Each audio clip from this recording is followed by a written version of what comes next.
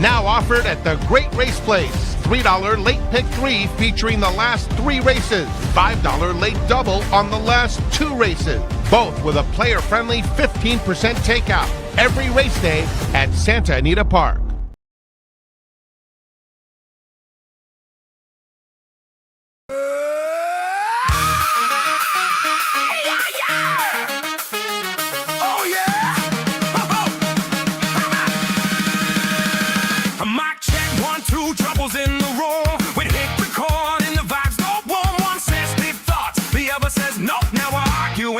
Cats cannon low.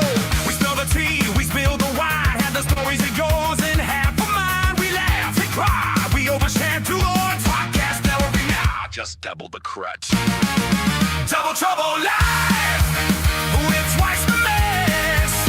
Double trouble live, no stress, just yes. We got hot takes, bad breaks, and 0-2. Double trouble live.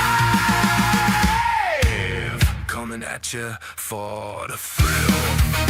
Oh yeah, Double Trouble Live.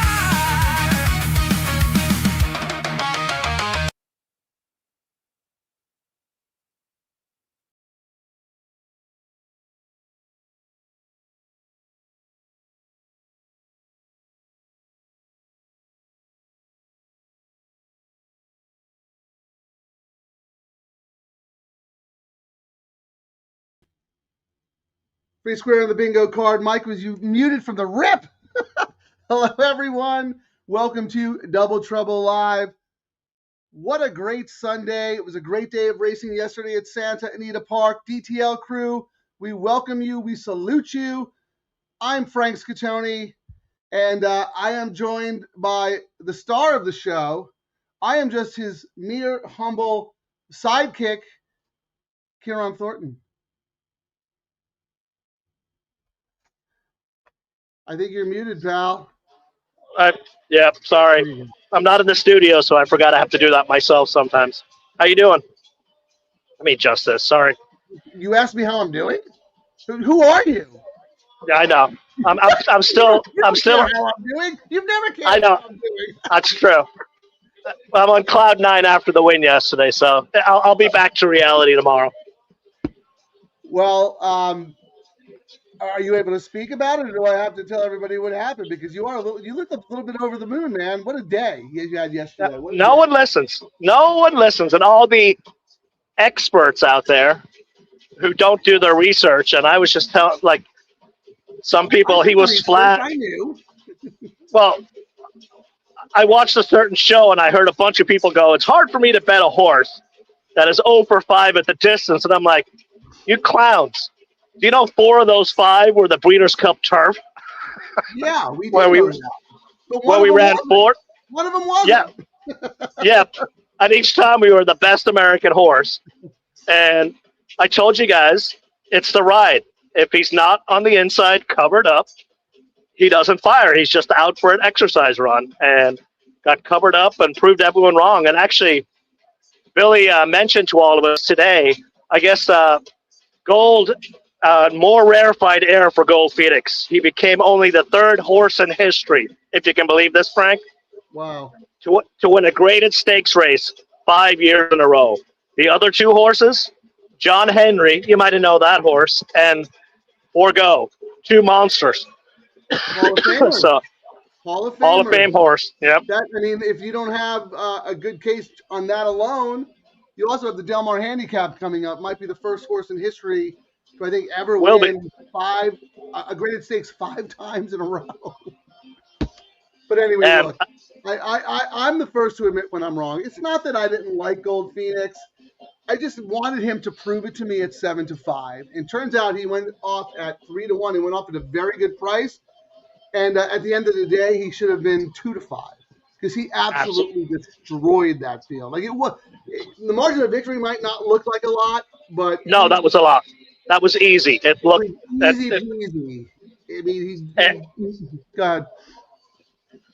And it was steaming hot up there. And then this morning, the usual MO doesn't look like he had a race. So, like I said, 8-year-old. No, he's a 5-year-old.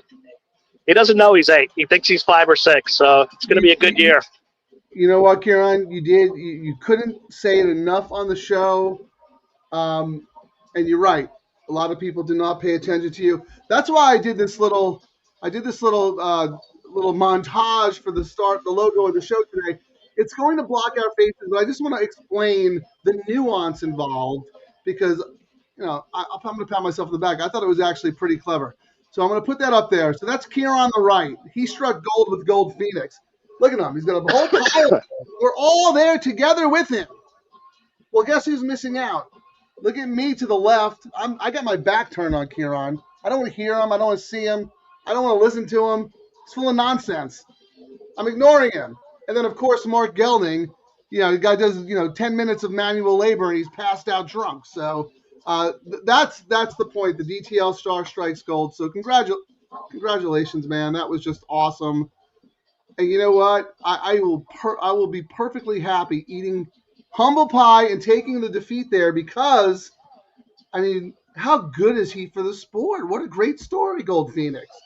And what's crazy is he still gets no respect. You know what I mean? Every time, the usual. He didn't run. Part of that is when he's the favorite, he loses. So then people get off him, and then he wins at a good price. It's hard to figure out for me anyway. Well, the thing is, you hear me talk about it a lot, and when I blame rides on jockeys because I see it firsthand, and you can't discount a horse because of the rides. Go back. If you want to just see what I talk about, just go back and look at all the races that Gold Phoenix has lost, and it's usually, you'll look at this, and a tip, I was talking to someone yesterday, too. I was like, if you're ever doing your handicapping and you see a horse that's raced in Ireland, especially the fillies, but the male horses as well, when they come out to the States and they don't do well, when they've had a race or two here, always look at the race replays and see if they've been covered up. The Irish horses, especially the fillies, love to be covered up. And that's something you could add to your, handicapping thing when you're looking at race replays, when you see if one of those European invaders misfired. Was the horse covered up? And that might be an excuse, and it might help you find a really good price, going forward. Just a little tip there that we saw on Gold Phoenix. Got covered up, came with the monster run. Were you saying something? I was ignoring you again, like I did yesterday. All right, well, let's get down to business. Look, Ciaran, the international superstar, he was up at the races yesterday. He's at the San Diego Football Club soccer game today. So if it gets a little noisy, it gets a little noisy. Oh, look at that. It's not a bad view, huh? Not a bad view. Oh, what a beautiful night, too. This is Matt Soria, Director of Operations, San Diego State Basketball. Nice. Selection committee. Beautiful. San Diego State should have been in, but they're all on vacation this year with these garbage teams from the Big Ten and SEC. Come on, really? Do we want to see the number 10 seed from the power leagues choking out in the first and second rounds? Come on. Anyway, all right. Let's get down to business, Frank. Yeah, let's get down to business. All right. The Ciaran fan appreciation portion of the show is now over. Now we're going to get to the Ciaran, give us another winner 2 days in a row, sweep all the low takeout wagers today. I personally thought that every race in the sequences were extremely difficult, but I'm very curious to see. It looks like here in the all turf, you kind of agree with me in this first leg because you're using everyone and their brother. Yes, these are fillies, so sister. And it's one of those races. The favorite wins 24% only, and from 37 races, Frank, a horse 5-1 plus has won 18 times. So historically, this race has chaos written all over it. And when you look at the horses we have in here, I kind of put OK Rose in top spot, and that was before Barrios rode for, really well yesterday. And to the point, on Friday, a lot of the guys are saying Barrios cold, he sucks, blah, blah, blah. And I kind of made him. No one said he sucks. He says he's that's all. But my argument was he wasn't kind of getting the mounts, and he was getting a lot of dirt rides, and he's really great on turf. Yeah, he's not been riding as much, and he's on the 3 here for Erden. 0 for 6, top last race speed, and this is a big jockey upgrade, and that's why I put that one in first. But I needed a price that wasn't crazy, so my second choice was the number 6 here, another jockey upgrade, and the horse faded, and it was like a rocket down the hill last out, second off the layoff. I thought this spot looks really, really good for this horse, and then after that, I just had to spread around. I'm with you. A little bit different, though. I'm going to put mine up now because I was very similar. I used almost all the same horses as you. I'm spread. But my 8 horses are the 2, the 11, and the 6. You mentioned the Miotti horse. Which horse? Number 6, Bessie Coleman. I'm with you. I mean, I think that horse is sitting on a peak effort. I just happen to like Apple Pie a little bit better because I liked the horse last time. I thought the horse ran deceptively well and should be fit off that and draws better from an inside post. But my A's are 2, 11, 6. But if you look at my B ticket, I'm 3, 8, 10. So I also have your 3. And then I have 2 others because I really wanted to get out of this leg alive, and I felt like I needed to be spready here in order to do it. I didn't think the next leg was easier either, the middle leg. I mean, if I was home right now, I might have done another saber bet. Hey, so Frank, yesterday Jessica showed up with the new baby, Gracie. No way. And so I got to talk to her, when we were drinking some champagne. And boy or girl? My girl. And what's the name? Gracie. Oh, it's beautiful. All right, nice. But you know how your theory was Ricky's going to be a toss because he's going to be up all night? Yeah, changing diapers and feeding babies. No. So from talking to Jessica, their newborn is just like my newborn Kira was when she was born. Sleeps all night long. An angel, as they say, the trap baby. Well, we know she didn't get that from the sire side. That's got to be the dam side shining through. Because what do they say? Class comes through on the mom side, the dam side. So that doesn't surprise me. And so what that means is your theory about tossing Ricky is out the window. Bet him.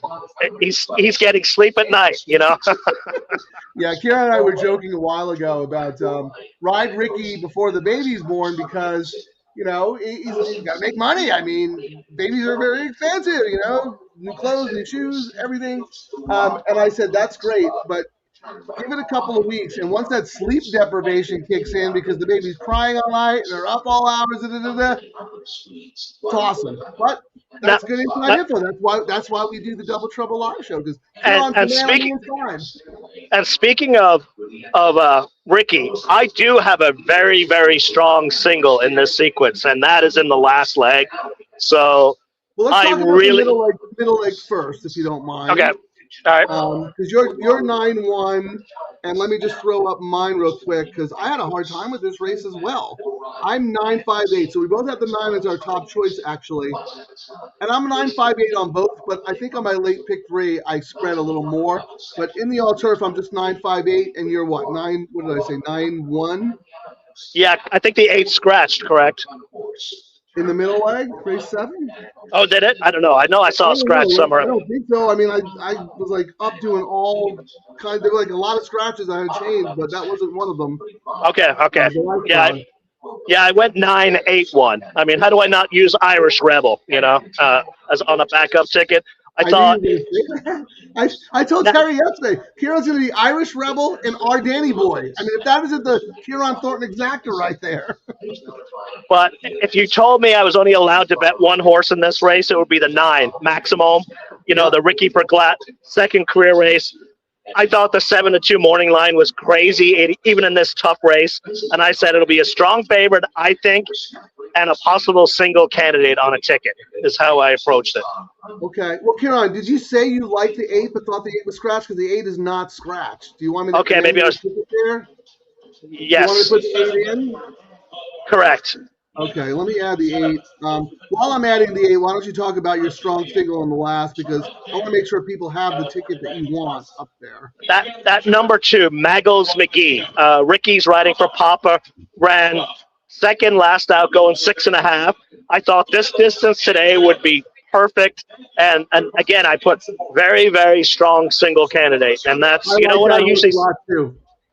Yeah. And then my secondary choice was the one that's scratched, but I think you have the same sneaky one I had as well. If I was looking for a price in that race, it was the 7, Mike Smith for Hess, and he's already won on a long shot for Hess, first time routing, and this horse was trained by sheriffs recently, so Smith's riding. This is the reason I'd be, the sympathetic Smith's on. He's already hit for Hess, et cetera, et cetera.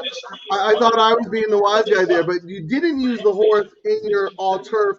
I assume you have the horse in your double and your late pick 3. So we'll Correct, get to that yes.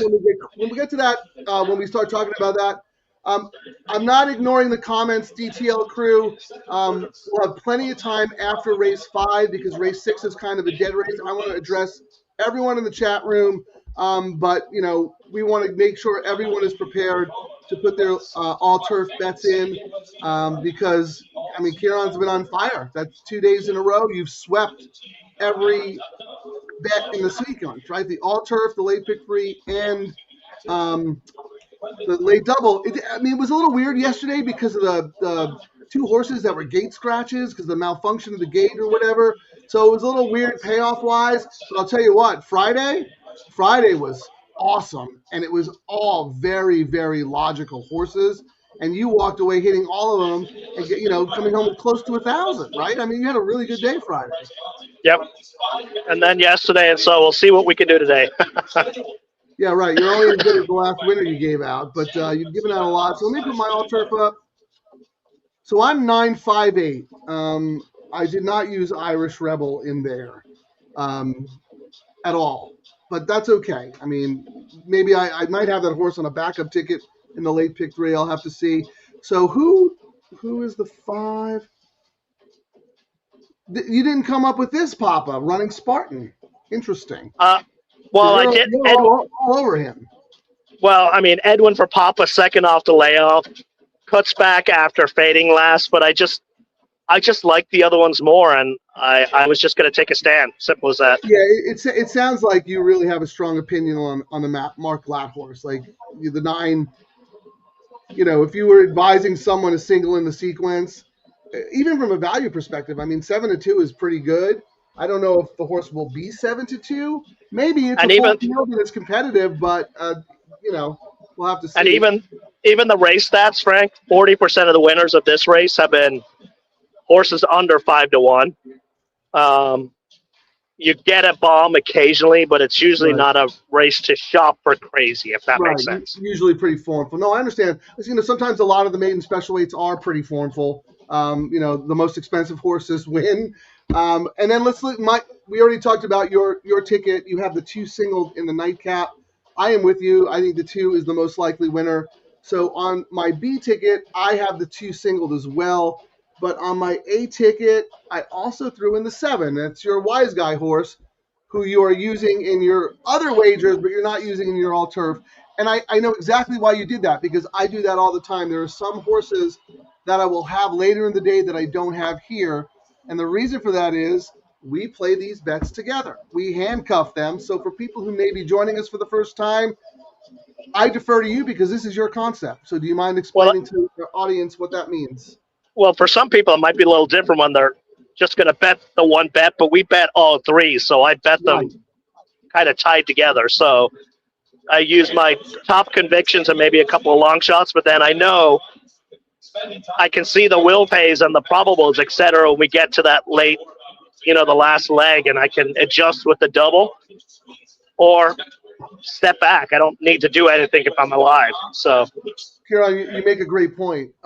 Right. If you're just rolling in and doing the late pick 3 and then that's it, then you can't do what we advise. But we know that these wagers have so much of a value that if you play them the way we play them and put them together, you can actually have so many tickets and so much coverage and actually be alive into the last leg on multiple tickets, and the payouts are still fantastic. And this is a perfect example because this happened a few times during the show for me. I ended up making money on horses that I didn't even like because Ciaran put me on a horse or the DTL crew put me on a horse. I could look at the probables. I could say, you know what? Why don't I play my A horses to this horse that I don't have? And I've won bets. Another good example was on Friday. Like, I didn't like the 6, the Gloria Haley horse at all. You used the 6. You didn't love the horse. You liked others better, but because of the way you structured your tickets, you used the 6. So you ended up hitting everything using a horse that you didn't even really like. It was just the way you structured the tickets, and you won money anyway. Like, even my notes on that horse were, I don't see why this horse is the favorite, but I still used it just as well I did because it would have blown up all my tickets. but that's exactly my point. We have the flexibility to do that because we're trying to be creative with our tickets, and we're not just playing one bet. We're playing them all. We're linking them all three together. So I don't know. Maybe there's a more eloquent way for me to explain that, or someone else to explain that. But I can't stress enough the value of these wagers and how player friendly they are. All right. Well, we have a little, now that we went through ours, we have a little time to see who people like in the chat. Charlie, if you don't mind, you did such a great job updating us on the post time so we didn't miss anything. I hate to put you to work, but if you're happening to have one eye on the TV and notice, just if you don't mind. But anyway, single in 7 at 20-1, also in the 9th. Awesome. Justin Wade, apple pie. Yeah, I like apple pie. I have apple pie as one of my A's here. So I don't know if you didn't see our picks and our plays, our suggested wagers are in the chat. Scroll up to the top of the live chat area, and we post everything right there in the chat room. I'm going to get to all. You got a lot of praise in the chat room. I'm going to get to that after the race, but I just wanted to show you a nice note from SC3 Pete, one of the regular DTL crew members. I want to see who people have and what they're live to. RDW, live in the early pick 5 to many. Yeah, he's spreading in here too. I mean, it's crazy how difficult that is. I haven't looked at the payouts, RDW, but regardless, good luck. You've been on fire, man. I'm not just saying that because he's one of us. He's been on fire, not just in Santa Anita, everywhere. So follow him on Twitter, giving out good suggestions. Also, yeah, this is your buddy from the summer. You and Mr. Guitar hit everything at Telmar together. Yeah, that was quite a streak down there. Good to have you back, Mr. Guitar. Yeah, he mentions the 11. I didn't talk about the 11, but if you read my column on the Santa Anita website called The Matrix, you'll see that the 11 is also one of my A's. All right, and then it looks right here, Spotted Hate. You have anything on the 11? Did you use the 11? I think you did on your spready. I did. I just said JJ for Mullins' first start since June. I mean, the post is probably going to be difficult, but you got JJ, and how do you not use a Mullins horse right now, Yeah, I agree with you. I think the post is going to be difficult, but, JJ will have the horse underneath him to figure it out because, like you said, Mullins is just – I mean, the dude is absolutely lights out. Speaking of that, so yesterday when we were interviewing Barrios after the race and he was describing what happened, he was like, yeah, once I tipped out, I just went, vamonos, and away we went. Yeah, he had the horse covered up, and Truly Quality makes a move. First of all, Mondega makes an early move. Truly Quality wanted to keep Gold Phoenix boxed in, but at some point, he's like, they're going too slow. He made a move. Barrios was practically standing straight up in the irons. He had so much horse underneath him. Oh, yeah. Going at his own pace, on his own gallop. And I said to Terry, because Terry was rooting for Gold Phoenix. She never gave up faith. Halfway around the turn, I said, it looks like he's boxed in, but something will open up. He'll tip out, and when he tips out, forget it. It's over. I mean, he's going to win by a mile. And that was – Yep. So right here, this is a good point from gatekeeper. When Barrios fires, he's better than JJ. On turf. Turf, yes. I think JJ's got him on dirt. But I'll tell you this. I mean, we talk about this all the time. This jockey colony is very, very good and very, very competitive. So, you know, there are no gimmies here. You know, even when, you know, you're on the favorite, you have some pretty good jockeys coming after you. And speaking of jockeys, I don't know if anybody heard the news, and, you know, it's very interesting. I mean, I'm super happy, and I hope he does great, but it's also a little, you know, vexing and confusing or whatever, conflicting, I guess. P-Val was just licensed as a jockey in Arizona. So he's been, you know, exercise riding, working. He's been trying to get his jockey license back, and he's been rejected several times by the CHRB, but he was approved by Arizona. You know, the guy's 63 years old, which, you know, I was going to say, he doesn't look a day old. No, he actually looks like he's in his 50s, to be honest. No, I know. There's the guy. He looks great, and believe me, and I know he's been working his butt off, but I just wish him the best. I hope he one of the best ever, but they're in the gate. Let's go. Good luck, everybody.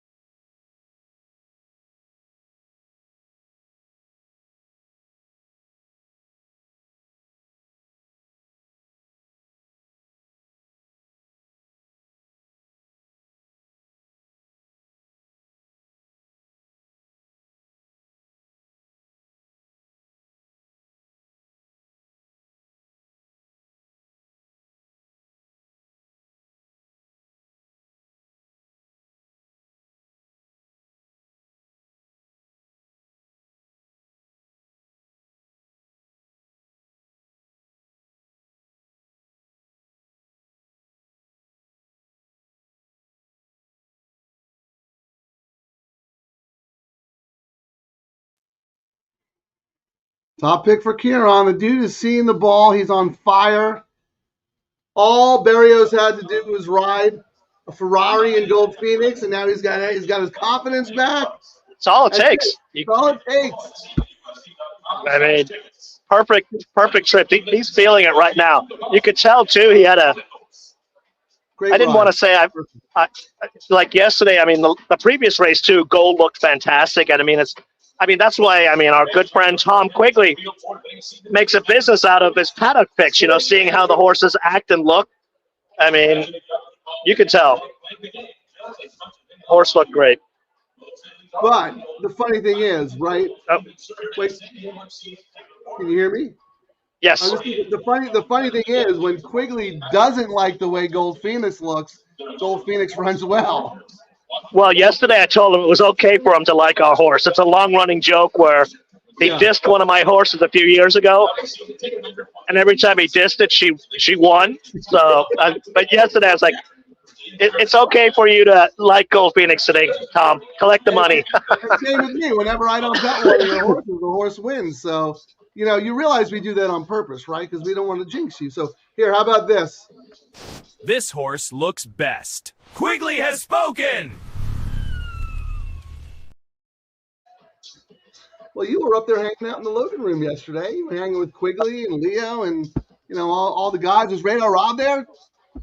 No, he was not there this weekend. I even played in the tournament. I came 10th. I should have won it. One misstep in the tournament, I would have got my NHC seat yesterday, but the handicapping's there right now. I came back from Vegas with a vengeance. As I said, saw what I wanted to change in my handicapping, so made that adjustment. See, I love Ciaran. I know how good of a handicapper is, how good of a handicapper that he is, and all of the great work he's done on this show. But he puts a little too much pressure on himself sometimes, and he got butthurt again because Chappie asked me back on the show instead of him. So this is how I motivated him. I made this little thing up, and now he's gonna punish me today because I got another video I want to show you. This is just a meme. Sidekick support group. Today's session. Being invisible has its advantages. I mean, look at that. It's a who's who. You got Robin from Batman and Robin. You got Art Garfunkel. You got Ed McMahon, Johnny Carson, Andy Richter from Conan O'Brien. I can't see who that is, but the guy from Wham's on the end. I mean, that's good company, man. Very good company in the Sidekick support group. How's it going? Says the guy who's running the studio in the background while I travel around the world. Handicapping, yeah. Well, you can't be the star of the show if you're, doing 18,000 other things, man. No, it's called the talent is what it is. Just like we called it at Del Mar, the talent. Well, that's what I said. I was talking to Terry about this last night. And I'm like, I can't tell if Ciaran's joking or if he really believes that he's the sidekick. I'm like, you could ask anyone who sees this show. Would anyone ever consider Ciaran the sidekick? It would never even cross my mind. So that's a you problem. That's not a DTL problem. But I'm the first to admit when I'm wrong. I was wrong about Gold Phoenix. Ciaran, my handicapping has been spot on in every race except for the Pele. When it matters the most, I'm running second. I'm going through the same streak you went through at Franklin Park, and it's driving me nuts. We all go through it. It's annoying. It's annoying when it happens, but, I mean, the one thing, I think when I had that blow-up, it's one thing we're just picking bad horses. It's another when you just have bad rides or your horse gets blocked or the saddle slips, or a stray horse runs into your horse kind of thing, and you're like, that's when you're like, I had the handicappings there, and I still can't get paid. It gets annoying. You are 100% correct. I would rather pick a horse who just wasn't good and I was wrong than then be right and then have something go wrong or get unlucky or get beat on the line by another horse. That's very frustrating, and I'm going through that right now. So Ciaran is the reigning champ, but also Gold Phoenix. I always like to nag him and whatnot, but here I'm gonna man up. This is for my fellow sidekicks everywhere. Who's the sidekick now, Frank? Who's the sidekick now, Frank? This is for my fellow sidekicks everywhere.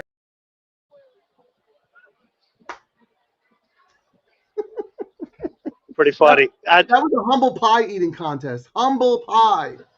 So, a funny thing yesterday, too, you might have noticed Gold was racing at different silks yesterday. So, Billy tried to shake stuff up. He's like, you know what? I'm taking the little red feather silks off. We're going to put the agave silks on and see if that changes things. It actually looked really good on him. The silks look good with his gold coat. I mean, so I think that might be a new. Here's the thing. I think you're going to stick with the silks until he runs a bad race. I mean, why would you take them off now, right? Yep. I mean, everyone put their ego aside. I mean, he ran. I didn't see what the speed figure came back with, and I don't really. We got a 96, Frank. That's pretty good, actually. I don't give a lot of credence in speed figures.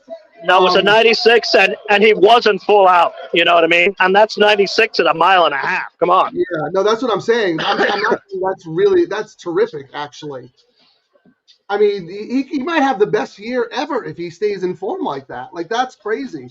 It's also as soon as he's been back with 2 races in a row, right? Usually a little more for him to come back. Last year, that race yesterday, was his first one off the bench, and it was also, if you don't remember last year, you thought the rain was bad. Last year the rain was horrible with canceling training last year because all the storms last year were rolling in on Saturday, Sunday, Tuesday, Wednesday, and screwing up all the training schedules of the horses. All right, well, this is the dead race. We have race 6. Both of us are alive in the first leg. Ciaran is alive because the 3 was his top pick. Well, here, you can go through the comments while I go get a drink because it is an open bar, so I'm going to go get a drink, and I'll be back. Right. He's got a sidekick complex. Meanwhile, he doesn't care about only there's no show with our audience. So DTL Crew, I salute you. I'm going to go through all the comments from the start of the show all the way up till now, and then we can talk about some other stuff. So RDW, right off the rip, what an intro. Love it.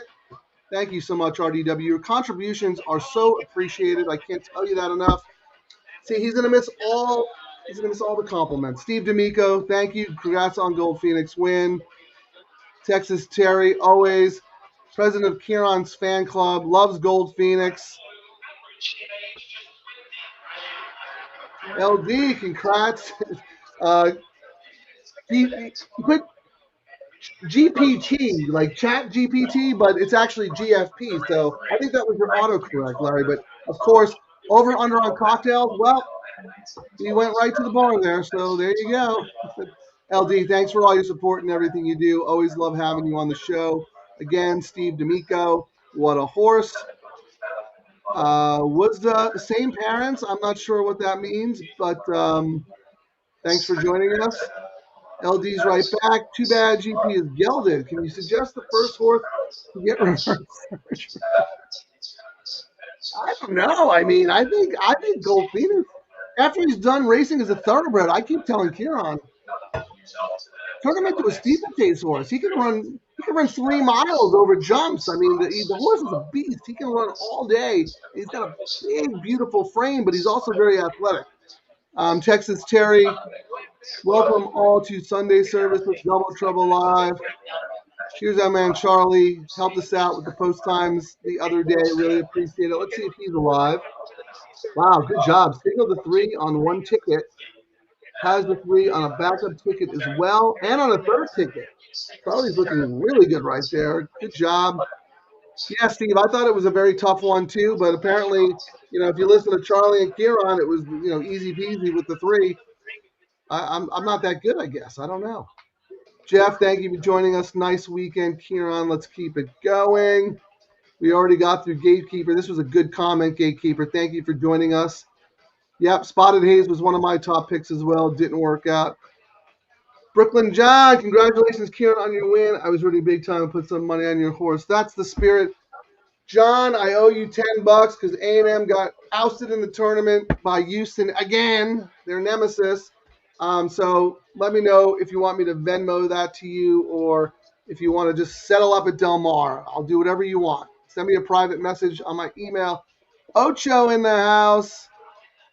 So nice of you to join us. We always love having you. And, hopefully we'll get to see you soon in Southern California. So that would be really nice. The contributions are always really appreciated. Thank you so much. Here's Charlie reiterating what Ciaran said. So please, as well, state races. He said, paid a huge 840. Yes, overlay. Every time the horse is ignored, he wins. So Ciaran should thank me because every time I bet against him, he wins. I do that on purpose just to help him. Bet the double I usually do. All right, nice. Good job, Charlie. Yeah, Ocho, thank you. There's no scratch. Ciaran's a little distracted today. He's on cloud 9. Mr. Guitar did not use the 3 there. That's okay. I know he'll come back firing away and something else. RDW ended up hitting, right? That was the payout leg for the pick 5. Very nice. We'll have to see what that paid once we get through the rest of the comments. All right. We talked about Charlie's single, the 7, that Alex, ALIX. Hess takes over trainings for the late, great John Sheriffs. That horse looks very, very sneaky. We'll talk a little bit more about that when Ciaran gets back. We saw this, SC3 Pete. Nice job, Ciaran. he cold decked a pick 3 the other day and whacked it pretty good. It was like 7-7-9. I forget. I think that was on Friday, the all turf maybe. Justin Wade, apple pie. Yeah, I liked apple pie. I'll have to go back and watch the replay, but I didn't even get a call as far as I know. Ocho, either going to be a hero or a zero. You could never be a zero. We know that. Yeah, need you, Nelly. Nelly would have been better price, but, that's how it goes. Still got plenty of action left. Froggy Mushroom from Arkansas.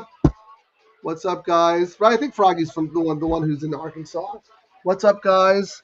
Or is it Scurvy Tooth? I forget. I'm sorry. I apologize. What's up, guys? Let's have a day. There's Gatekeeper right back. Barrios. Ocho reporting to the losers lounge. No. You get to go in the champagne here on. I'm back. Yeah, we're almost done. You missed all the compliments. Now we're going to do nothing but make fun of you. LD in the house. Hi, Terry. Howdy, Jan. Oh, Tippy's joining us. Let us know if you got any coast-to-coast action. That's right. Our good friend from In the Money Media, Peter Thomas Fontel, his sign-off is, may you win all your photos. It's not working for me. Not me either, dude. Oh, I lost by a notch. Go Aztecs. And then here we go. RDW is in fuego.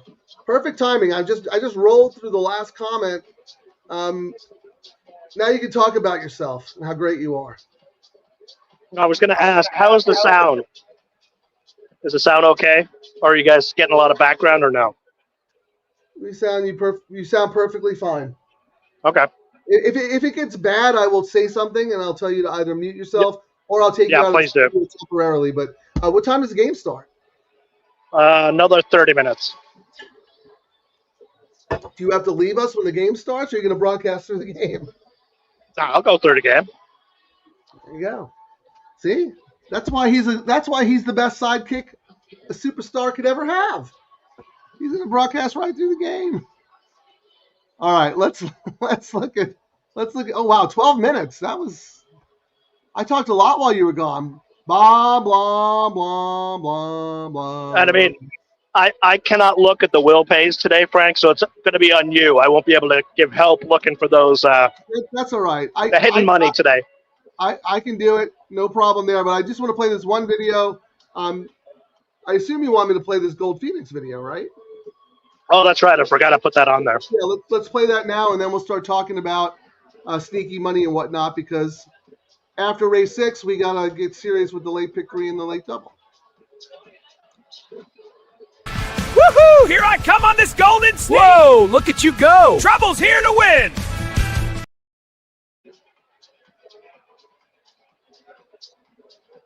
Okay, one last thing. Our friend from Venezuela is back. WBC champions. World champions of baseball. Congratulations. And Venezuela loves their horse racing. Forgive me, I don't remember the name of the manager for the Venezuelan baseball team, but Jason Beam tweeted out a picture from Tampa Bay Downs yesterday. Jason's the race caller.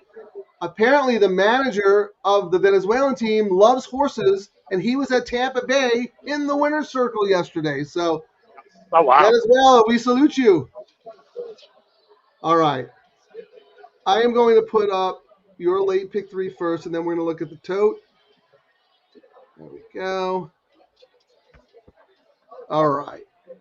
So I'm not playing this race. Do you have any suggestions for race 6 if people are interested?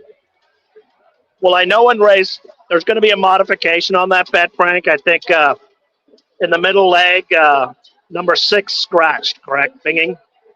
Yeah, binging. So binging, yes. I mean, that was I had to modify my bets a little because I thought, well, my notes were if you had to only use one horse, this would be the one, even though it raced 8 days ago. But then I went, really bad race. Like, it is a bad race. No, I mean, what is it? I was with you. Binging was my. I had 2 A's, but binging was my top choice. So I had to pivot as well. So hold on. Let me go to race 7 on my racing form, and then let me know how you want me to amend your bet here. So 9. I would just leave. 9. I'm not going to add any more horses. I'm going to keep it the same. There just won't be a 6 in the second leg. Got you. So I'll just take that out. You do the math for me while I take that out. Removing the 6 from the middle leg, correct? 5 by 3 by 2. So 5 by 3, 15 by 2. I think the price ends up being the same, $90. Why would it be the same though? I took one out. 5 by 3, 15. Because I think when I put it up, I meant to take out the 6 and somehow the 6 did. Okay, understood. See, we're a gambling show. Very, very important. We got to get our numbers straight. We got to get our wagers correct. We actually do our bets. We do. And we do the bets for the community too. I would say the last several shows, you have done some really good ticket structuring, A's, B's, all that stuff. Today, though, you have, I'm not going to call it a caveman because you have a single, but they're kind of caveman-y tickets. You only have, like, if you're out, you're out. You don't have any backup tickets, I guess is my point. Was that on purpose, or you just, you didn't have time to put stuff together for us? I did have backup tickets on both of these bets, but they were keyed on favorites, and when 6 scratched and 1 scratched in the last, it blew up both of those side tickets, so I just went straight K-bet after that. Excellent. Yeah, that makes sense. Totally get it. See, we question each other because if something doesn't make sense to me, I would say like 1 out of 10 times Ciaran can explain it to make sense to me. 9 out of 10, it still doesn't make sense, but that makes sense to me.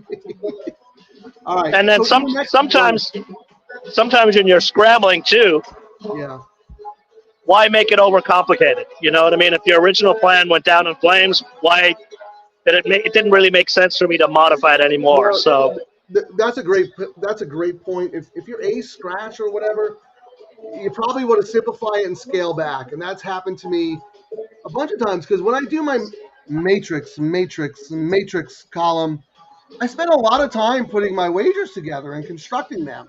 And then I wake up and I look at the scratches and like I got to do it all over again. And then I'm like, well, should I upgrade this horse or whatever? And by then your mind's like mush sometimes. So that's a good point.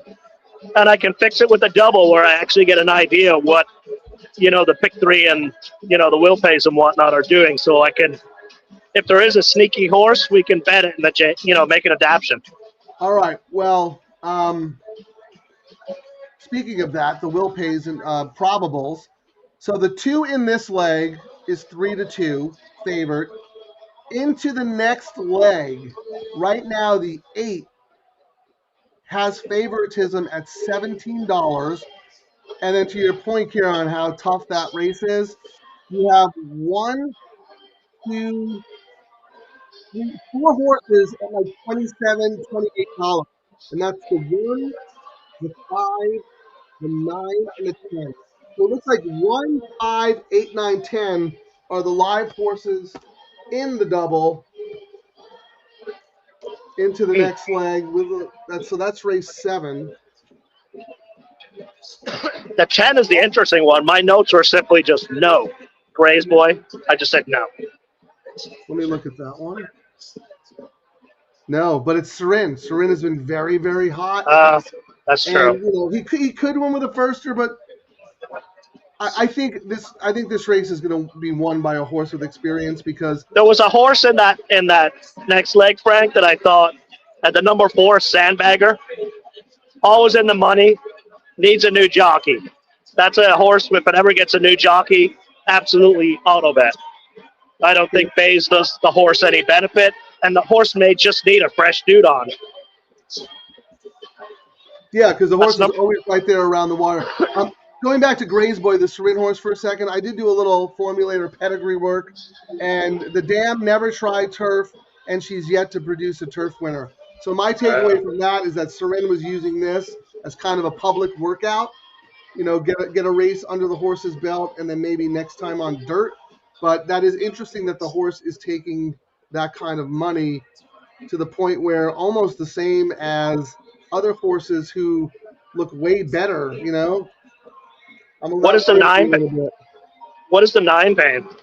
Nine's with the 2 to the 9 is $27. I thought the 9 would be a slam dunk I know. lowest price.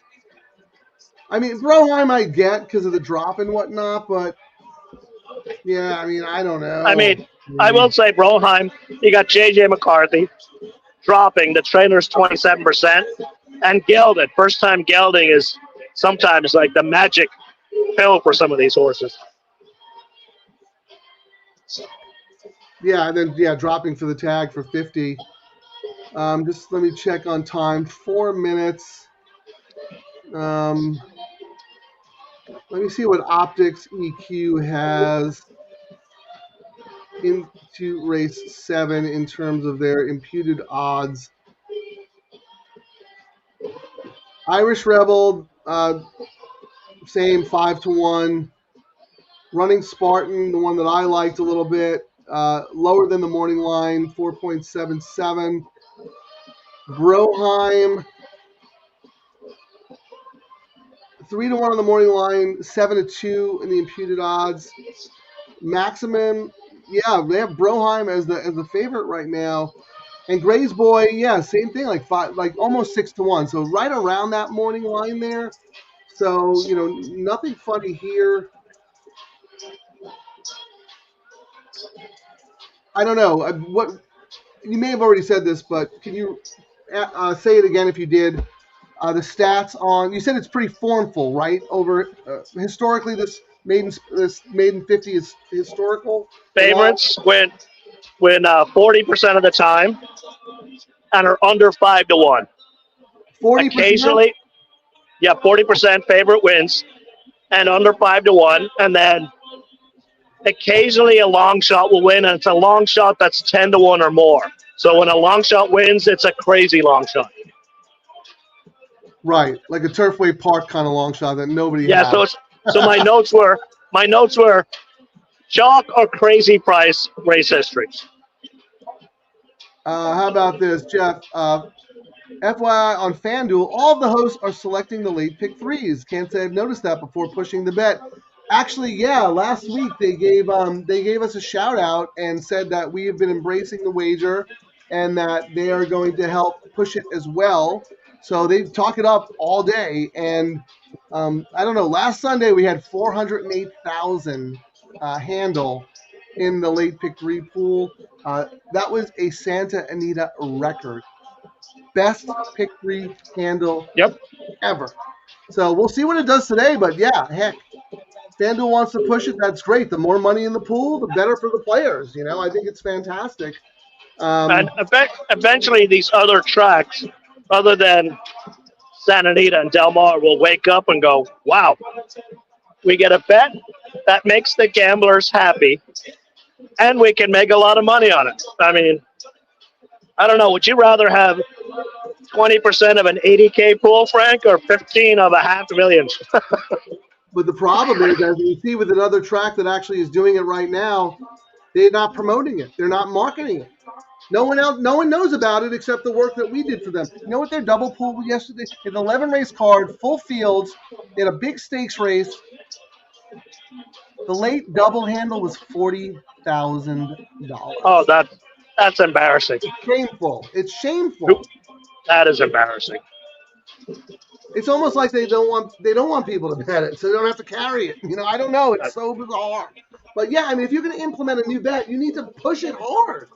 Push it real good. All right, how many minutes to post there, Frank? It's 0 minutes, but they're not even at the gate yet, as far as I can tell. But if you want to pop off, you can pop off. All right, I'll pop off for a minute. Yeah, I'll pop off too as soon as they get a little closer to the gate.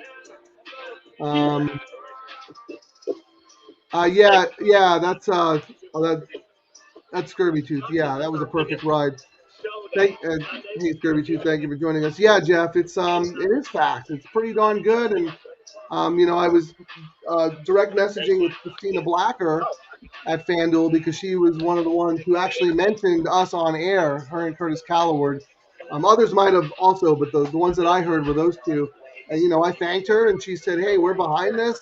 If we can help, let's do it. So big shout out to Christina, Curtis, and everyone else at FanDuel who, received the message loud and clear. The work that we're doing here at DTL Crew, it's making a difference. It's making a difference. So we can't do this without you, and certainly there's no show without you. So very, very important. Real quick, again, let me look at the double pool because they're still not at the gate. The 8 now is $13, and the second favorite is $22, and that's the 5. So in terms of favoritism, it goes in the next leg 8, 5, 9, 10, and 1. If anyone has any pedigree chatter about any of the firsts in here, please put it in the chat. We don't have time to talk about it now because they're heading to the gate, and I know I'm a minute behind everybody else. So good luck, everybody. We'll be back. Let's get out of here alive. Let's go.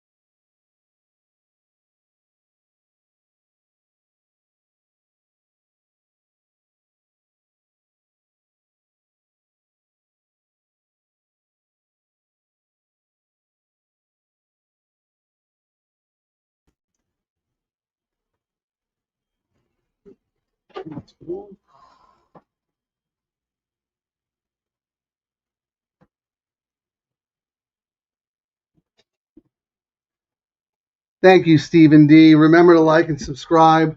I wish I had I wish I had put that up while the race in progress thing was on, but I think I'll do that next time. I appreciate it. Yeah, Ciaran and I, I think we do a lot of things really well. I think one thing we do horribly is telling everybody out there who's watching and aren't a subscriber and listening, just like and subscribe. If you don't have a YouTube account, you can make some anonymous one. if you subscribe, you'll get alerts, notifications, all that stuff. You won't miss any shows. You'll know about all of them. And also, again, I failed to mention this on the other show, but if you're watching on the Twitter feed or the X feed and making comments, a lot of times those comments do not show up in the live chat. So I don't want you all to think that we are ignoring you. We are absolutely not. If you want to engage and participate in the show, and we would love for you to do that, because that's my favorite part of the show. Ciaran can't stand it because it's not about him, but that's my favorite part of the show. So join us on YouTube, watch us there, same thing. So we appreciate you.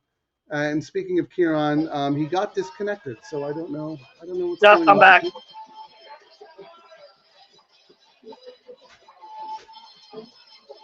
He's back, ladies and gentlemen. We didn't even know you were gone. You were gone? What? I lost connection, so it took a little bit to get it back. You didn't even notice. The show was going great. Sounds like a plan. All right, I'll be back again. No! I can't talk. I'm blah, blah, blah, blah. So who won that race? Uncle Evgo, 6-5, won like a 2-5. All right, what's the wheel pace? It's a 2-horse. What are the wheel pace telling us? Is that official? Yeah, let me refresh my screen here. I would say the name of the ADW that I'm using, but since a certain person has not given us a QR code. Wait, update. We will have a code for everyone by next. No, they were setting it up yesterday. I was sitting with Tyler. They're going to call it the DTL Crew. So we got our own special thing, so we'll let you guys know. Yes, I was just traveling today. I'll hit them up during the week, but yes, it's been set up. Can we all cancel our accounts and then re-sign up as the DTL Crew and get a bonus? Yes, yeah, $100 sign-up bonus, blah, blah, blah. Always looking to game the system. Yeah, we're wise guys. We're Sharpies. We're horse players. Yeah, I mean, back in the day, whenever these sites, it got to the point, Shannon would joke with me. She's like, yeah, how many betting sites did you sign me up for this week? I'm like, honey, they're giving money away like it's candy. That's really funny. Yeah, I'm still trying to get Amway just sorted out. There's another smaller ADW called Iron Bets that's very player friendly. I'm trying to figure that stuff out. But anyway, so here we go. And I will say I used ExpressBet. I was betting trifectas yesterday just because I'm back in the tournament mode, so I'm playing trifectas a little bit more. But man, that trifecta tool on ExpressBet nailed a couple of nice bets for me. I mean, it's such a fantastic tool. And I'm probably I can't do it now, but it's one of the things I'm going to look to do a lot more, Frank, and we might talk about it a little bit more. It's not a low takeout bet, but when I was playing around with it yesterday, I was finding some hidden value by the pays on the trifecta that ended up coming to fruition. So I'm going to play around with it a little bit more, but it might be something extra for the show that we can use. You know, it's not low takeout, but we'll use the info to possibly help us make more money on our bets too.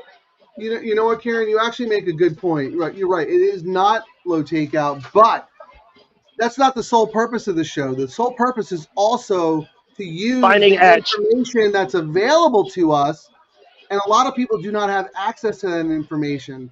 That, you know, big money players have it, CAWs have it. The little guy doesn't really have it, but on ExpressBet we do have it. So if we have the information. Again, you're right. It's not a low takeout bet, but you have an edge because you have the information of where the money is, and then you can play your bets accordingly. So that's a great point, actually. And, you know, we were doing that a little bit. Dan H is a big trifecta guy. You know, we were doing that a little bit here and there in the last leg when we were busted. The problem is every show you've been alive going into the last leg, so we haven't done it. Well, I'm back. As I texted you yesterday, I took a year off from the contest. I got the bug again. So. From AAC. Yeah, so I got the live contest bug, and trifectas are usually a big part of that. So But when I was playing yesterday, I made some good money on the side when I was doing the That's the trifecta Matt Miller tool. special. Well, I was doing the trifecta tool, and I was like, this combination's paying a lot more than I thought it should. It ended up being a very nice price at Santa Anita. Looking at the previous, it was maybe it was just a one race sample, but it was enough to pique my interest going forward. And I'll start doing a little bit more. You said you finished 10th, and you were a little disappointed in yourself. You thought you could have done better. Was there a specific race or a specific horse or a specific wager that I hit the I would first. like to learn from tournament experience. I hit the first 3 races, and if I played 2 entries or was playing looser like I was last year, I would have rolled 1 entry on the first 3 races and been up quite a lot versus hedging just to save money to bet on Go Phoenix later in the day. And then when I got to later in the day, I got too fancy on my last race trifecta. The one that paid me the most was my gold with all. And I should have done a $6 try, gold with all. It would have cost me my bankroll, and I would have had enough money to get 5th place at an NACC-ish. Yeah, I don't want to get too in the weeds about tournament strategy just right now, but I am curious. What was your bankroll going into the last race, and what was your target? Like, what did you need? What did the winner have? Did you have a chance to win, or you were just trying to get top 5? I had a chance to win, but the winner was at like 1,300. I was at 340. Oh, that's low. That's nothing. Yeah, I mean, it was a $300 bankroll, but it was a lot of chalks. And the way the guys in first and second got it, they went all in win on 2 races in a row that I could have done and didn't. And if I had had more ammo, but I kind of backed off the tournaments last year, so it was a good. Sometimes you got to experiment and learn. I'm always trying to learn something. Even when I win, I try to make it a better win next time. Or if I lost, what do I do to make it not be like that the next time? Yeah, I mean, I don't know any of the specifics of the tournament, but you said you had $340 spent in the last race. Why didn't you just bet it all to win on Goldie? Would that not have gotten you there? What did the horse pay? $840? He was 7-5. I was down in the paddock, and I did my bet beforehand. And when I finally looked up, I was like, "Oh my word, he's 3-1. I should have just done the win bet, but I wasn't going to change." One of my things is, once I make the bet, I don't go back and change because you know what happens when you change it. I was like, I'd rather win the race than the contest. So, you know what? I think being at the track with your horse may have cost you because I just did the math, and believe me, this is not a criticism at all. I'm just walking it through. $340 to win on a horse that paid $840 would have returned $14.28. What'd the winner end up with? NHC, I think it was like 20. I think it was 1,200 plus. But you know what, Ciaran? The flip side of that is the horse is 3-1. You make that bet, and then the horse goes off at 8-5. And that's the problem. You know what I mean? Yeah. So that's what I'm saying. I don't think you did anything. And we saw a lot of that. Like there was a lot of that at NHC. A lot of guys going. They were like, "My word, I bet this 12-1 shot at the gate, and it was at Fairgrounds was like nasty, and the horse wins, and he was like 9-2, and you've done your math, and like, oh my God, I could have used that on a horse that actually went off in the next. That's the problem with that. So, I agree, but we're lucky though. At least at Santa Anita with the 2-minute cutoff, it wouldn't be as drastic, but it could still be low enough to price you out of a top 5 spot. So you were looking to hit something that would guarantee you a spot. I get it. Okay. Yes. So all right. What do you want to know? Will pays. Pick 3. Pick 3. Let's start with the pick 3. I'm on you. I'm on it. Ew, woo, the 8. $9 in the double. Wow. So we're looking at the will pays from race 6 that just finished to race 7. So if you had the winner, Uncle Evco, in race 6, and you have the 8 here, you're getting back $9 for your $2 wager. And that is that Maximo? Who is that? Let me look again. Brokem. Oh, The JJ horse dropping. Broheim, yeah, Broheim, okay. Yeah, I mean, that horse could absolutely win, but How much is the 9 paying? 26-20. What's his odds on the board? Fourth choice. So Well, what's his current? His current odds are 4-1. So here, I'll give you the top four in the double. So the 8 is favored at $9. Second choice is the 1 at $21. Wow. Third choice is the 5 at $24. And then the 9 at 26 and the 10 at 32. So those are the top 5.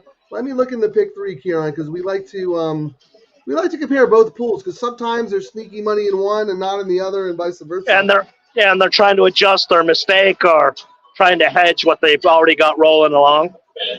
Yes, correct. So this is for $2, okay? I'm just going for $2.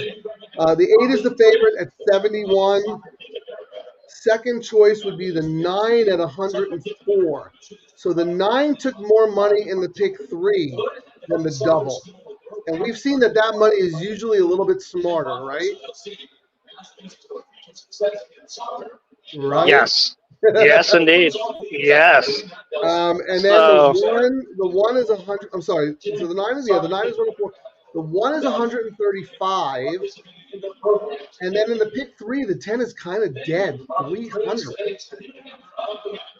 So I don't care if the 10 took money in the double pool.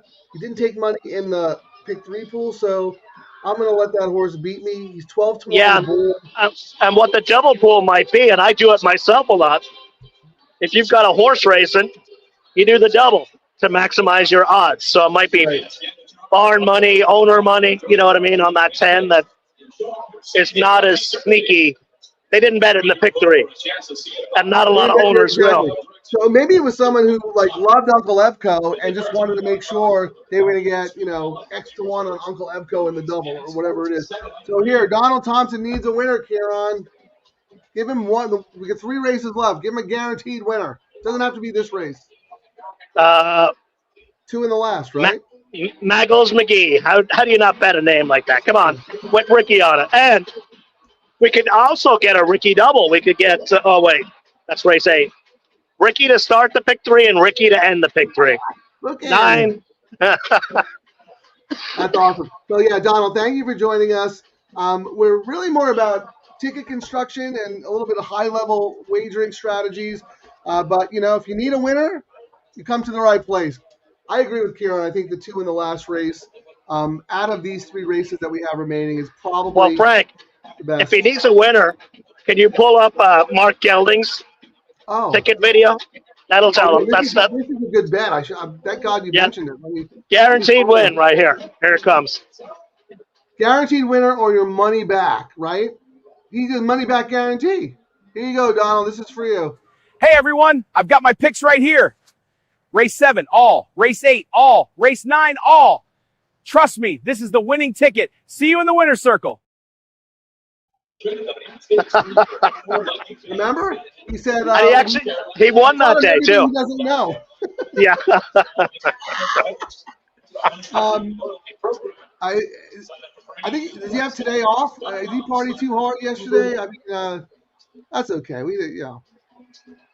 I had some stuff done, but it needed more work, and I was like, I'll save it for next week.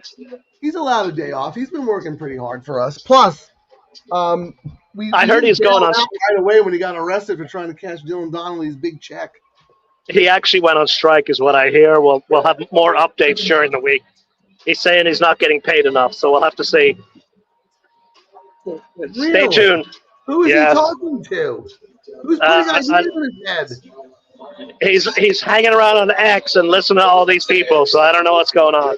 Well, let me see this. Well, look at what this idiot's trying to do. Oh, Kel win! Woo! Yes! This is life-changing. Thank you so much. Ciaran and Frank, thank you for teaching me nothing I know about horses. Dylan, nice try, dude, but I am the king. Hey! What the f*** out? Get off me! Mark Gelding signing off. Back to you two clowns in the studio. That was from the other day, by the way. I don't know where he is today, but you know what? If he's got a grievance, tell him to follow it with HR. How many minutes to post? I'm going to put up your pick 3 there. We've got 9 minutes. We got plenty of time. So let me look at the tote for you. Broheim is the 9-5 favorite. Irish Rebel and Maximon are co-second choice, both at 4-1. And the 5 who I liked is 5-1, and then everybody else is double digits. Dan Bagger's 7-1. So I mean, I think the board's, other than 9-5 on Broheim, I think the board's okay. I don't want 9-5 on Broheim, but I guess we'll see if that money is right or not. Because that horse is hammered in the double. $9 in the double. Like, that's crazy. Crazy. So Ciaran, real quick though, let's see, because this is also the middle leg of the all turf, right? So I wrote down what I'm alive to. I'm alive to the 9-5-8 and then the 2. So let me see if hopefully we're alive to the same horses here. This is so that that's my let me just check. My all turf, that second one for me is alive. 9-5-8, and then I'm single to the 2. So I'm happy with that actually. And Ciaran's all turf. I'm 9-8-1, I believe. You have the 3 right there. I almost think like if that scratch didn't like mess you up, and if you weren't going to the game, I think you probably would have like 2 other tickets with the 3 singled to spread. And just as a side note, Frank, you'll see on my ticket, I have Broheim as my 3rd choice in here. I'm all about 9 and then 1 and then 8, or whatever it means to anyone. I think it means a lot because you're 9-1-8 and I am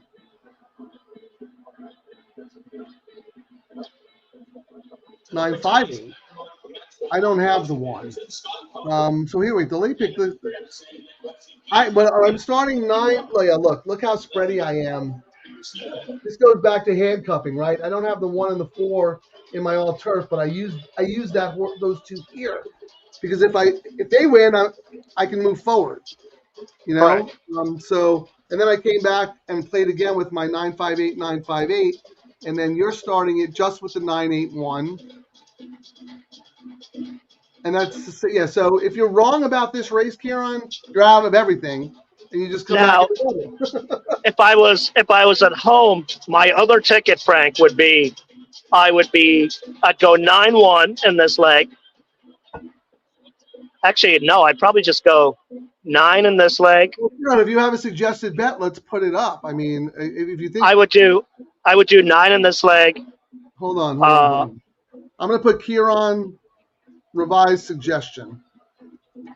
Revised suggested, because you're not playing it yourself, but L pick 3. Okay. You would do a $3? Correct. Okay. Okay, go ahead. I would do 9 all 2 as my backup ticket. 9 with all with 2? With 2, yes. Okay. You know how many horses are in that middle? There's 11 horses. So it'd be a $33 hedge bet with a little bit of emphasis. The horse I really liked in that leg, Scratch. So if I'm going to do 6 or 7, I may as well go all and see if it really is the chaos race. Yeah, so just so people know, Ciaran is not playing this bet. He's at the game. He's distracted. He's doing other stuff. Plus, he's alive on his tickets anyway. But he is suggesting this for people who might want a little more coverage, using his top pick in this leg, all in the next, and then singling the 2. I mean, you know, you built your day around the 2, and I really like that because there are a lot of horses so far this meet that I've liked more than usual, and I've tried to build my day around them, and I've been wrong about every single one of them. I think it's one of these. I mean, I'm okay spending that money because, my word, we've seen what these pick 3s have been paying over and over, Frank. They're like, it is the best bet in racing. Even when you get a couple of prices in, it's paying really good money. I agree. So, Ciaran, Ocho wants you to talk about your single in the last, the two. You know, I like the two. I like the two also, Ocho. But you know what? She probably already read The Matrix, Matrix, Matrix, Matrix.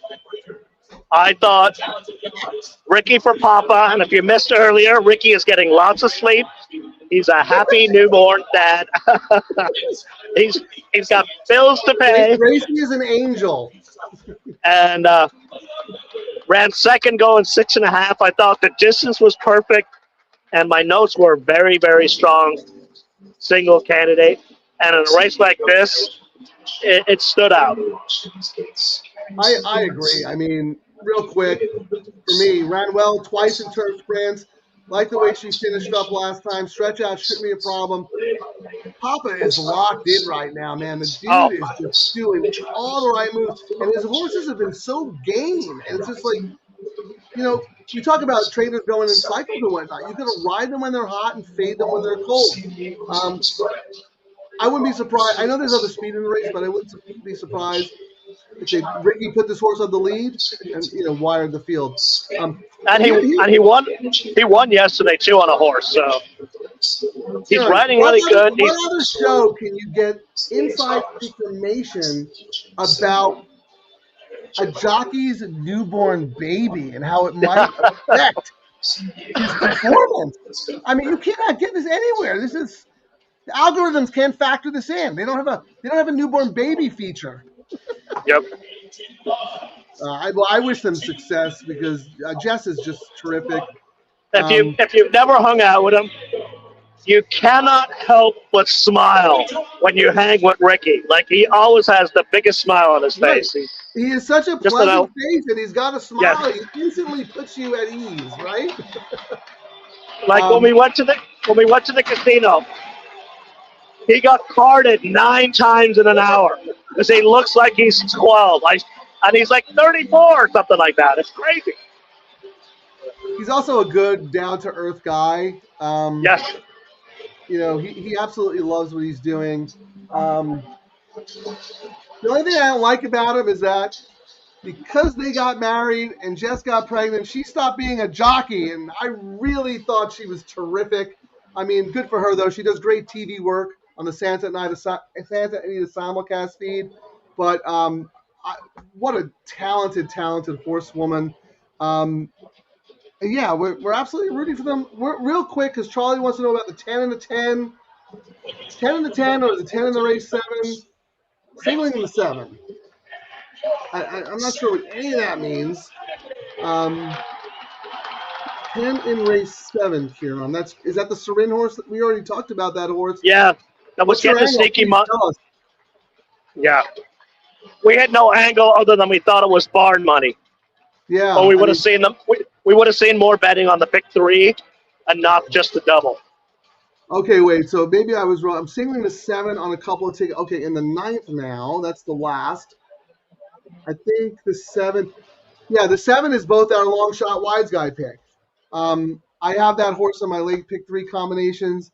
I did not use the horse on my B ticket. I'll be back. Okay. I did not use that horse on my B ticket in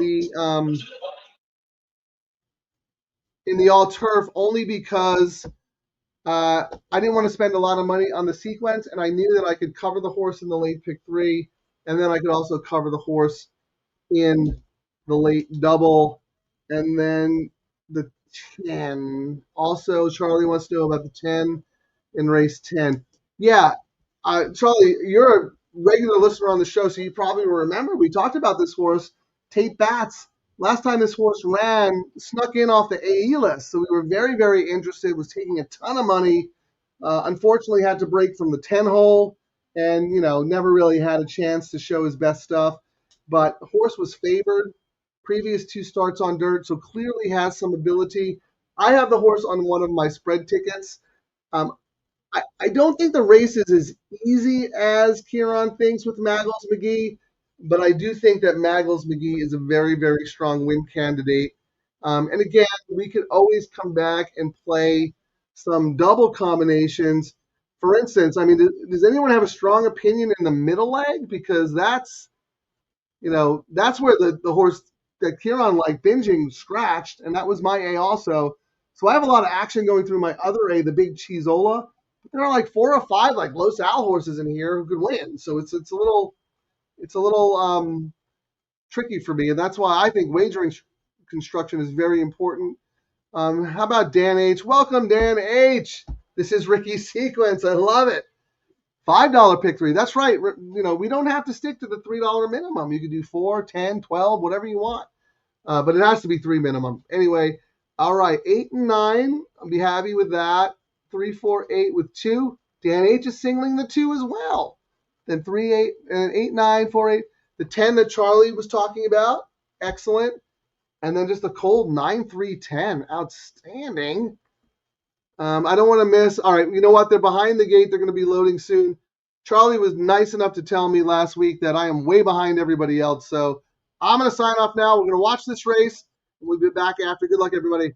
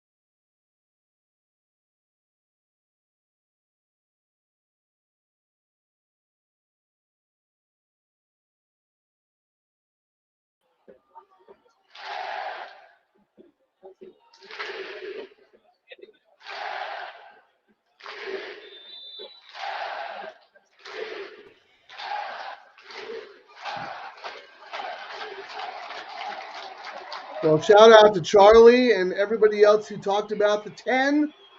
Wow. Ciaran and I were stubborn. Still But don't wow. get it. I don't get it either. Wow. Was it a workout thing? Can someone let us know? Charlie, I mean, you seem to really like that horse. So the only thing that I could say, Ciaran, is that Ciaran is en fuego.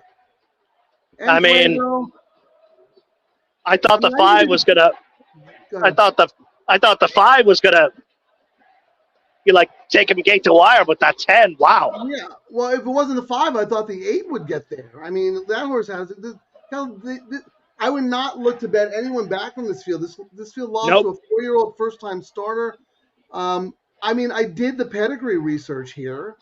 Dam never tried turf, and she's yet to produce a turf runner. I mean, I get it. The unusual heat on the dad's side with Hebe, Fire, and Ice. Wow.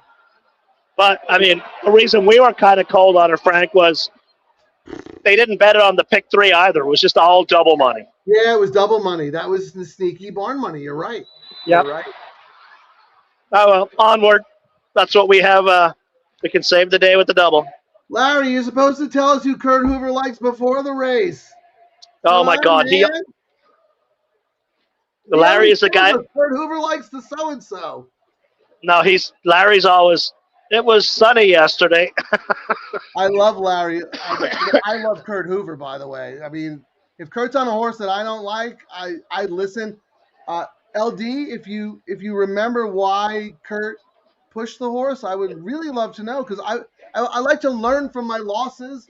I'm not going to beat myself up too much, Ciaran. It's a first-time starter. Like, I mean, how are we to know? I didn't get the memo. Did you get the memo? No memo. Got the memo. Charlie Steinbrenner got the memo. Seriously, I would love. Yeah, look. Anytime anyone speaks in this forum, Jeff, they're speaking because they have conviction and they don't want to look foolish and they don't want to be wrong. So I would, not just Charlie, and Charlie is awesome, but if someone goes out on a limb and puts a pick in the forum, or tries to make a case for a horse, or even asks us about a horse, you have to look twice. I mean, our audience consists of the sharpest horse players around. They're smart because they know where the value is. So they're good horse players, and they're good handicappers. So anyway, I mean, not that I listen. I mean, I'm the biggest idiot of them all. Here's No, go ahead, Ciaran. I said we got the devil to fix it. Yeah, I mean, I'm not too fussed. I got beat by a first-time starter. What am I going to do? But here you go. Stevie D said 10 had 3 bullet works for this race. I'm looking at the racing form, and I don't see any bullets. I see 33 of 60. This one's nice. This 58 and 4, but it was 3 of 10. And then before that, from the gate, 5 and 1 and 4. I don't know. There is that February 6th work that's really fast. I don't know. I mean, maybe Andy Harrington was pushing the horse. But Ciaran, to your point, no one bet the horse in the pick 3. Dead in the pick 3. It was the double. The barn hid the money in the double, because what did the horse go off at? Let me see the final odds. It was 5-1 on the line and paid. Let's see.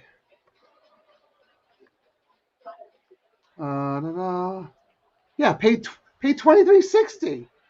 And the All double. right, Frank. So hold on, let me just see the double real quick. The double only paid $32, Ciaran. yikes. It must be $23.60 to win. That's crazy. Anyway, what do you got? I want to see what the will pays are the probables into the 2. Okay. Well, let's look at the will pays first and see who took the money in the pools. Is that Yes. all right? Yes. Okay. All right. So from the horse that Ciaran and I did not have in the previous race, if you have the 8 in this race, I'm sorry, no, the 4. If you have the 4, that is the favorite in double, 68.80. Who is the 4? Alpine Thunder off the claim. Yeah, one last out. Yeah. Yeah. But I mean, I don't know. Anyway, we'll talk about it in more detail. So you got the 4 is the favorite in the will pays, Ciaran, And then you have the 8. So you have the 4 at $68. You have the 8 at $97. That's the Big Cheezola. That's, the horse that I like the best. Big Cheezola opens at 7-5. Wow. Wow, wow, wow. And then everybody else, Ciaran, is kind of dead. So you got $68, you got 97, and then the next one is 198, and that's the 10.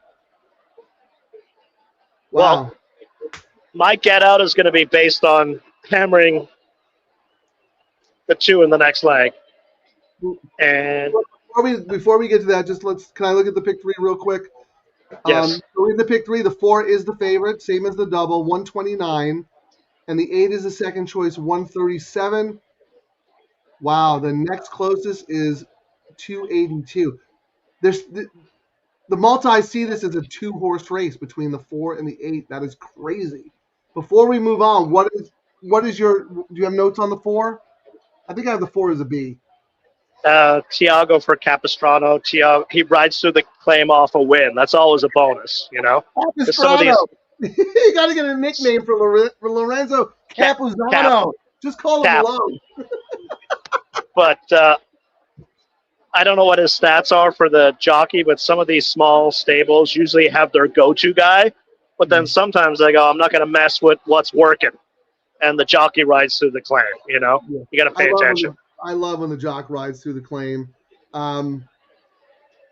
Because Pereira didn't have to. He could have declined the offer.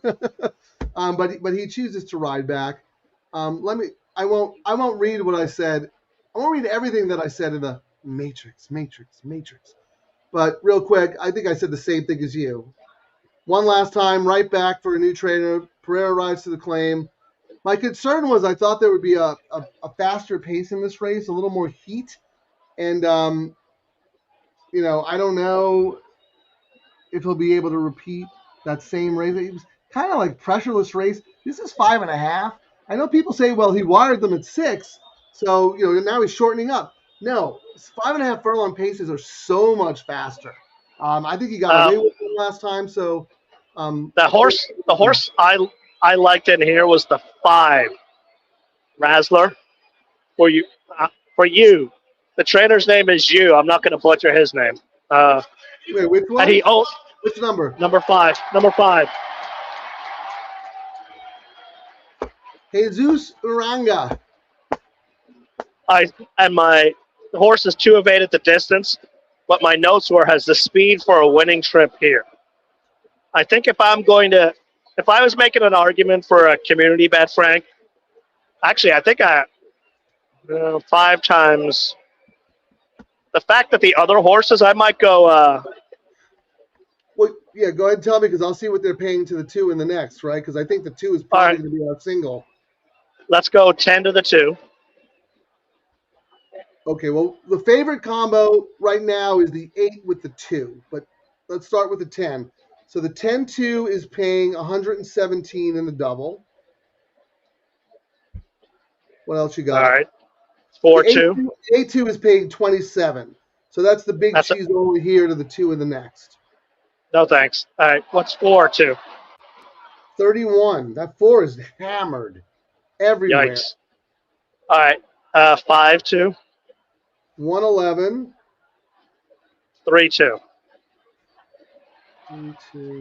182. So I think my cover bet here, based on this, might be just probably a $10 double. Aside from what I did earlier, 10, 5, 3 into the 2. All right, let me put that up. This isn't the community bet. This is Ciaran's pivot. So Ciaran, late double, $5, Ciaran. Yep. Okay, I'm sorry. Can I have the numbers again? 10, 5, 3. 10 with what? With 2. That's it? 10, 5, 3 with 2 for $5? Correct. All right, that's Ciaran's pivot. That'll cost $15. And then I got a 7. We should look at the prices of the 7, right? Because the 7's our sneaky one. My next question was, what are all these horses? What's the lowest pay into the 7? There you go. See, great minds think alike. It's the 8-7, $209, and the 4-7 is $273. Those are the two lowest. Everything else So, is over $580. all right, so I would do a $5 saver bet, all to the 7. Hold on.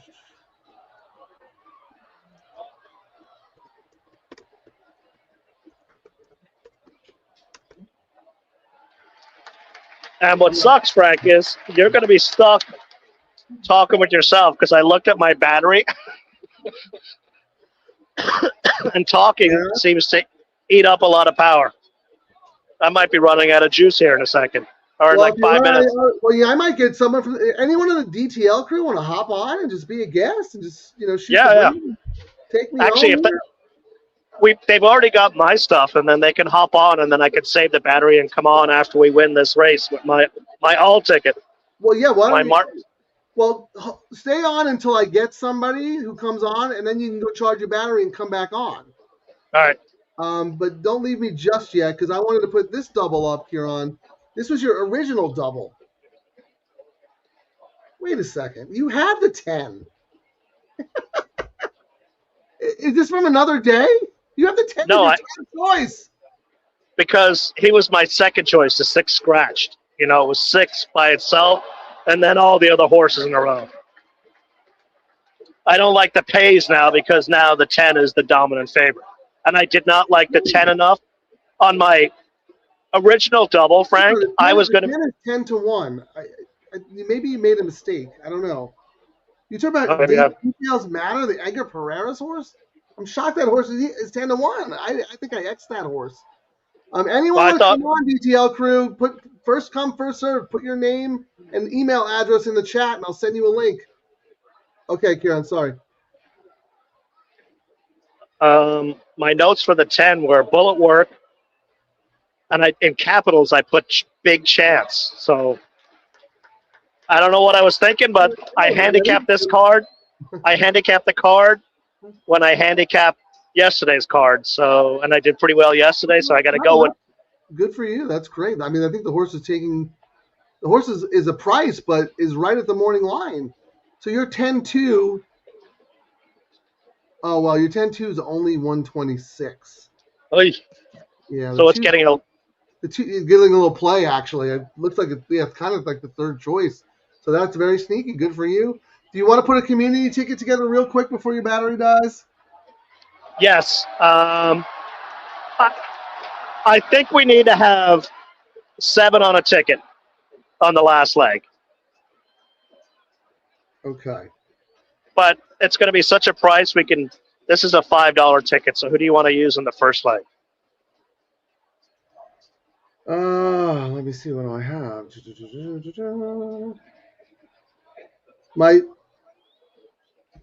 I am so spready here. I'm 8, 4, 2, 3, 5. I want to use the 8-2 combo. I know it's chalky, but $27. I'll play it 15 times. That won't be terrible. Do you have the 4, 2, 3, or 5, or do you like any of those? I love the 3. I like the 3. Dropping multiple classes. Trainers 33% on it. Not a crazy price based on this race. Okay. And so look at the 3-2. And what I will say about the 3, Frank, is that is Radar Rob jumping in my head. It's that under the lights speed that could play well in a race like this, or that Barabbas or whatever. All right. Well, I think we have to use 3-2 is 197, and the 3-7 is 1,000. So we could easily play that. All right. And I'm going to play the 8-7. The 8-7 is 232, and then we got to use my 10 because so you're gonna stand alone on your 10. Is that okay? Okay. Whatever. There you go, guys. You heard the winner is going to be number 10. Yeah, it probably is. And the 4. How about my 2? Do you have anything on the 2 real quick? Bays for a small stable race 6 days ago. Hard pass. Okay, there's the winner. No. Well, if that jockey wins, I'm always going to lose. I don't know what your problem is with it. What about the 3? You have anything on the 3? Oh, We yeah, just talked about we're using the 3. And then the 5. 5, absolutely. Okay. Like the trainer whose name I can't say, I thought has the speed for this type of race. All right. I know you can't type it, so how many minutes we got? We got 9 minutes. So I'm just going to put the bet in, and then I'll type it after. I'm calling out our community ticket people as I bet it, so please listen, and then I'll put it up on the board if I can. Right off the jump, we're doing a $15 double. The big cheeseola. Oh, wait. Double. Hey, $15. Frank, I'm getting the warning. I better go charge, so I'll be back. Go ahead. I'm putting the bet in. All right, so Ciaran had to go charge. I need a new sidekick. I mean, the guy can't even be prepared to have enough power to just, do a show. Already his ego's too big for his britches. All right, $15 double, 8 the big cheeseola, to our 2 in the next bet. Okay, you got that, everybody? I mean, you don't have to play it, but I'm just letting you know. Then I'm just going to come back and do a $5 double.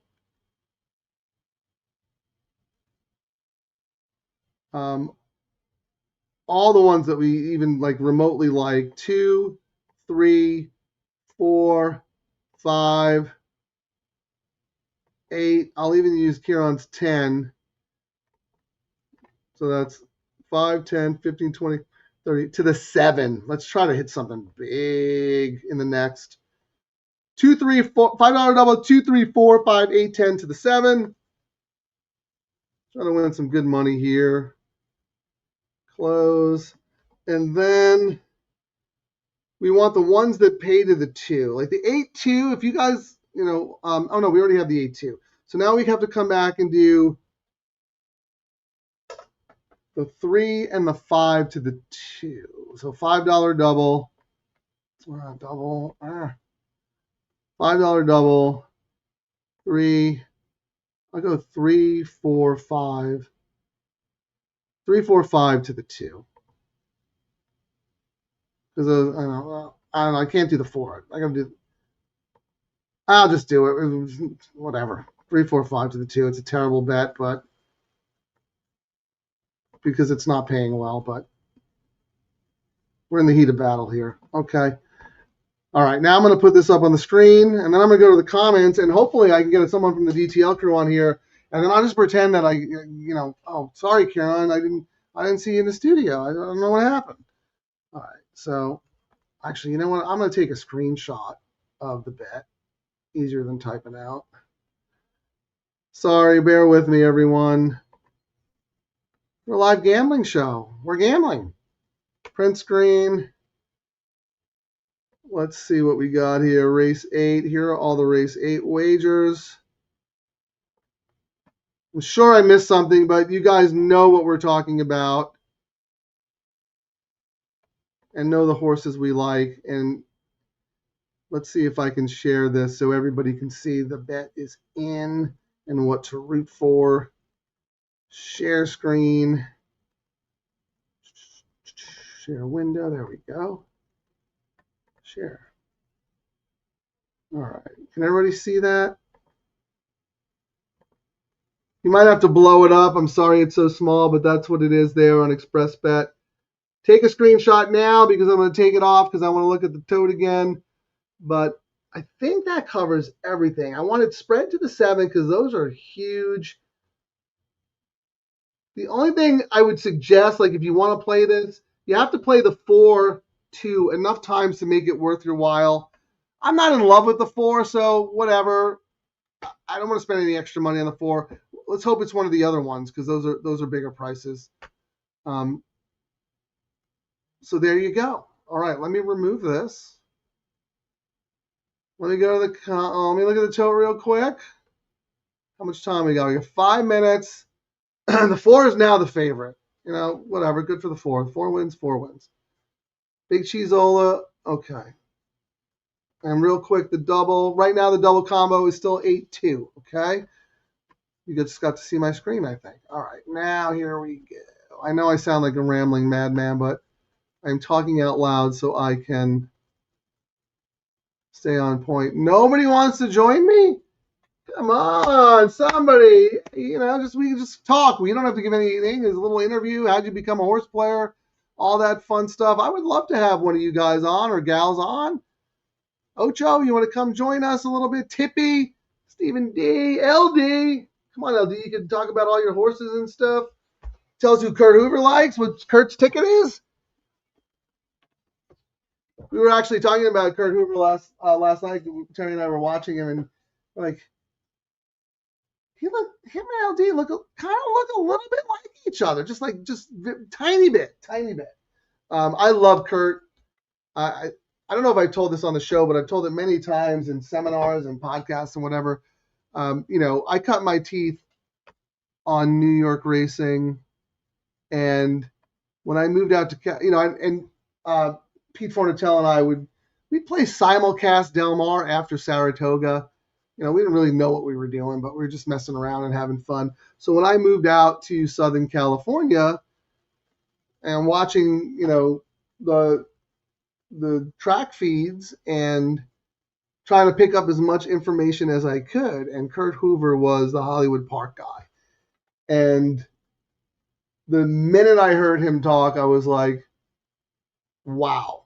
Like, I'm going to learn so much from this guy. And I did. And, I never really knew Kurt a lot because I was doing so much Del Mar stuff. And at the time, he didn't come down that much. But then he started working for TVG and doing the Paddock Show and all that stuff, Paddock Comment and all that stuff. And I get to meet Kurt and say hi.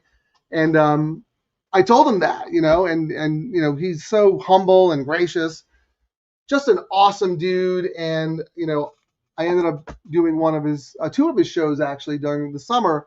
And we had a funny little thing because we both liked one of Jerry Wesselow's horses, Flawless Racing. And I said, if this horse wins, the next time I come on the show, Jerry's going to give me a t-shirt to give to you. And sure enough, he did. Terry handed Kurt the shirt on the feed, and it was outstanding. But anyway, I have nothing but ultimate respect for Kurt Hoover. I still learn from him. I wish I knew why he liked the 10. Come on, LD, let us know. All right, let's run through this real quick because other people have tickets cooking. So here, Kurt Hoover. I would love to have Kurt on the show. I mean, I don't want to ask him because I don't want to give him more work. The dude works so hard. He's so busy. When he's off shift, he wants to drink and gamble. Plus, I don't think he's really a tech savvy kind of guy. So I wouldn't want to put pressure on him. But if Kurt wants to come on the show, we'll see you, Ciaran. Anyway, okay. So Kurt's ticket 1-8-10. So he's a lot. He needs a 3-4-8 here and then the 2-10. Kurt like 10, first time starter. Good work, Tab. Gray Babe. The dam produced 4 winners, but I looked up the dam. There were no turf winners. Anyway, I was wrong. Kurt was right. Dan H. 4 to the 8 to the 2 is paying 5 to 1 each. Yeah, I know. The payers aren't that great. In the heat of battle here, though. Jeff, the low sal, the 10. Okay, Stephen D loves the 4 Alpine Thunder. Well, you're right along with the public. 3 to 2 on Alpine Thunder. Okay. Sure, could win. 7 to 2 last time. One easy. Barn change, Pereira rides back. All good stuff. But I don't know. I just think the pace dynamic is going to be a lot different today at the 5.5 furlongs. I think the Big Chizola should be the favorite, to be honest with you, and I think Alpine should be second choice. But wouldn't be the first time I was wrong about that. Scurvy Tooth, 8-10 with the 2 for me. Good luck, DTL Crew. So let's see. The 8 is the Chizola, and the 10, that was Ciaran's horse too. I think I may have X'd the 10. Let me go back and look real quick. I mean, I know I don't have the 10. Oh, I have the 10 as a... No, that's in the last race. What do I have? I X'd the 10. Good form, sharp early zip. Blinkers go on. Again, yeah, I thought we were going to get total pace casualty. It was my my concern. On the 10, they're still messing around behind the post there. As soon as they get at the gate, I'll jump off. Stephen D, $10 double in the 8th, 4-3-8-12 with 2-4-10. No one talked about the 12. Smarty knows. Smarty Jones on the damn side. Terry would be very happy if that horse won. All right, they are at the gate real quick here. Ocho using the last $10. I'm sorry, we broke you. All right, 5-4-7. Good luck, everybody. They're loading.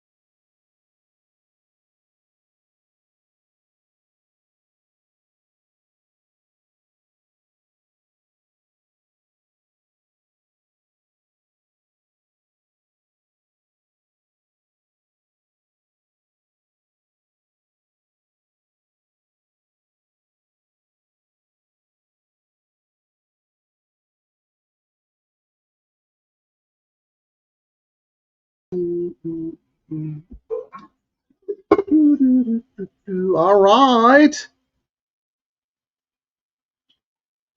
I usually rub it into Ciaran and say, it's easy when you're good.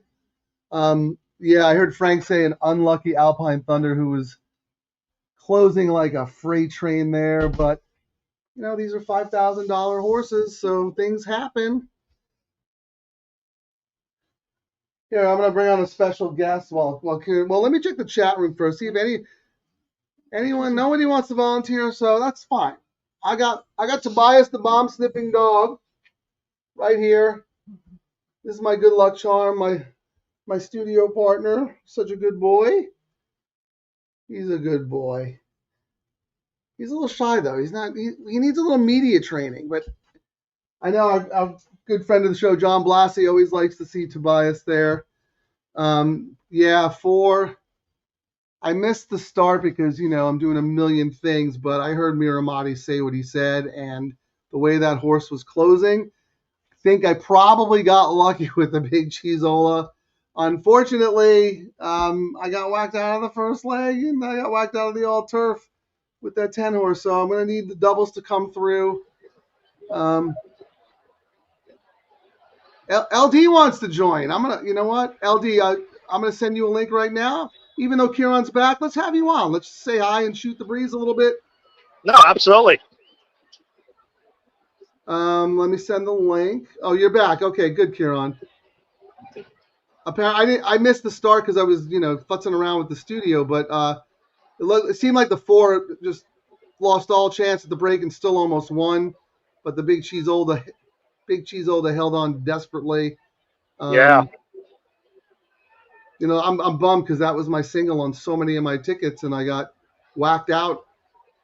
But we got the DTL community ticket going, so we need the 2 or the 7, and that would be nice. And many times on those multiple dropper horses in a bad race, a lot of times they hold on to win. Well, yeah, it's really tough for a 5-dime claimer to overcome trouble. Crazy. LD, I sent you the link. So if you want to join us, we would love to have you on for a little bit. I had Tobias on while you were gone. He likes the 7 in the last 2. He's the bomb sniffing dog. So, hey, is this Texas Mike? Is this Texas Mike from the NHC? Yep. All right. What's he got? What's he got for us? Texas Mike. Well, first of all, thank you for joining the show. Thank you for taking the time to spend with us at the NHC. You actually ended up saving our bacon because Ciaran and I were all over it. The last leg we lost Rosa Parks beat our 2 by this much. But if you watch the show and you listen to Texas Mike, it was right up there on the screen. He gave the double, easy peasy. Thank you for joining us, man. And anytime you want to pop on, you got anything going in Texas that we should know about, please tell us. I've told people before, if you're ever going to Texas, one of my favorite tracks to go to, Sam Houston, went there for the first time a couple of years ago to play at an NHC when I was chasing the tour. Absolutely love it. Went right back again. It is, they treat you well in Texas, as they say, especially at Sam Houston. It's fantastic. Yeah, Texas hospitality. I mean, it's like, it really is a thing. All right, LD, I'm going to bring him in. You ready? The great Larry Danimiller, or as Billy Hey, guys. LD. What's going on? Just caught me after working out. Well, it's just we've been sweating on the show, trying to sweat our bets, so you fit right in. Thank you for joining us, man. And of course, you brought on. Go ahead, Ciaran. You brought on the guy who's gonna, because we're gonna do a trifecta bet here, and he's gonna do some crazy tries for us. Is that one of your go-to bets? You like to play the try? No, you have all convinced me this is the best bet in racing. That's all I want to play now. In Ciaran, after that bad beat in Vegas, I got really, really good on your daily double pick. Yeah, Ciaran's been locked in, and I know I joke about, hey, this is our show. It's not the Kurt Hoover show, but I actually really appreciate you giving us Kurt's opinion because I went off on 5 minutes on how much I respect him, and if he has a horse that he's talking about that I don't have, I want to know. You know what I mean? Well, I found it amazing that he liked the dam produced 4 winners. I mean, that's kind of looking deep into a amazing. No, but I looked and the dam had no turf winners. I think maybe that's where I went wrong. So I'm going to go back and look. Maybe those winners were quality, So he interpreted it was a $54 ticket, so I played it. So what are you alive to here? Oh. See what the rule pays are. Let's see here. By the way, Larry's a big contributor to the show. You guys know him as LD, but he's got skin in the game. What do you have? 13 horses with the Delphi, including Gratefully. Yep. Really classy Gratefully stakes winner out here. Going to go back east, I think, and take on a grade 2, right? Yeah, going to go to Keeneland and run in the actually Elm Drive ran in the same race. Oh, I remember Elm Drive. $400,000 grade 2. So the money's just amazing, in that race. Elm Drive is the horse that your niece loved, right? Yeah, great Yeah, I horse. remember that. She just dropped a Not This Time Full, and that's going to be exciting to see how that horse does. All right, that's good. And then you also have horses with LRF, obviously. Yeah. Other than Gratefully, any horse on the radar that we should look out for coming up? Yeah, well, Pandygate's coming back. He was an ATM for New York races. Illmatic, Hidden Rose. There's Delphi really is going to be on a roll here this up through Saratoga. I really think they got some good horses. Yeah, well, you heard on the show a couple of times. We talked about Adelphi and trainer Robert Falcone bringing a little string out here, and I have nothing but respect for that because it's not easy to ship out here to California and send your assistant and, everything like that. But he's done it for a few years now, and he's had good success. So for him to bring out that classy horse, filly, and let us enjoy her, we'll all be rooting for her in the grade too. So that's going to be exciting. But let's get down to the gambling part. Who you will I have 2, 7, 8, 9, 10 here, and I kind of went crazy on a bunch of bets. 2, 7, 8, 9, 10. I got it on the pick 3 and the daily double. You want to know what they pay, or do you already know? No, I don't. Yeah, I'd love to know what they pay. Yeah, let's get that. I'm a hedger. I know you asked about that, and I appreciate those questions. I'm not a hedger, but I'm also not a hedger. It depends on the situation. Ciaran, how do you feel about that? I'm usually not. I usually don't hedge. But that's because he spreads. Yes. All right. In the pick 3, tell me the first number. What do you got? 2. 2's paying 370. 7. 2,400. Go 7. And 8 and 9. 8, 3,400. I have a buddy who's a very good handicapper. He has excellent notes on that horse. Excellent notes. And the 9, 780. I like where you are. What about the 10? 768. Yeah, I don't have the 8. I have the 10. That's what it was. Oh, okay. You don't have the 8. Yeah, I have the 10. But anyway, my point still remains. My buddy's a good handicapper. And the double, the 2 is 31. Okay. Who was the next one? 7? Yep. 7. Yeah, 7, 291. 9, 118, and the 10, 127. Ciaran, I know the DTL crew is alive. I can look at that in a second, but do you have anything cooking in your doubles? I'm pretty sure you used the 8. I did use the 8, but I was degenerating it here while you guys were talking, so I got a ticket for you. I'm trifecting. I don't even care what the pays are. You ready for my ticket? Well, can I look what the pays are? Because I care. I might piggyback you. All right. Go ahead. What combo? Give me a combo. First place 2. Okay, 2 with 5-7 or 7-5. Okay, 2 with 5 with 7. Now, mind you, this is for $2. Okay. 2 with 5 with 7 is $550. Okay. And 7.5 is 583. Perfect. All right. I'm doing that for 3, so it's a $6 ticket already done. Next one, Frank. So hold on. Let's do. That's where you're king. 2 with 5 with 7 and 2 with 7.5. Yep. Okay, I like that. Wow. You'll have to And talk then to Lady Ruth, but what do you want to know next? We're gonna do 5 with 2-7. Okay, 5 with 2 with 7 is $1,400 for $2. Don't need to look at the other ones because what I'm doing on this one, it's a $2 trifecta. 5-7 over 2-5-7 over 2-5-7. That's a $8 ticket. Well, now we have to talk about the 5 because I don't know where this 5 came from. We talked about this race ad nauseum and no one ever mentioned the 5. So please tell me why. All right, here's what I got. Lady Root, 30-1. Dumoro for a small stable that has big numbers, first-time grass, 33%. First-time routing, 26%.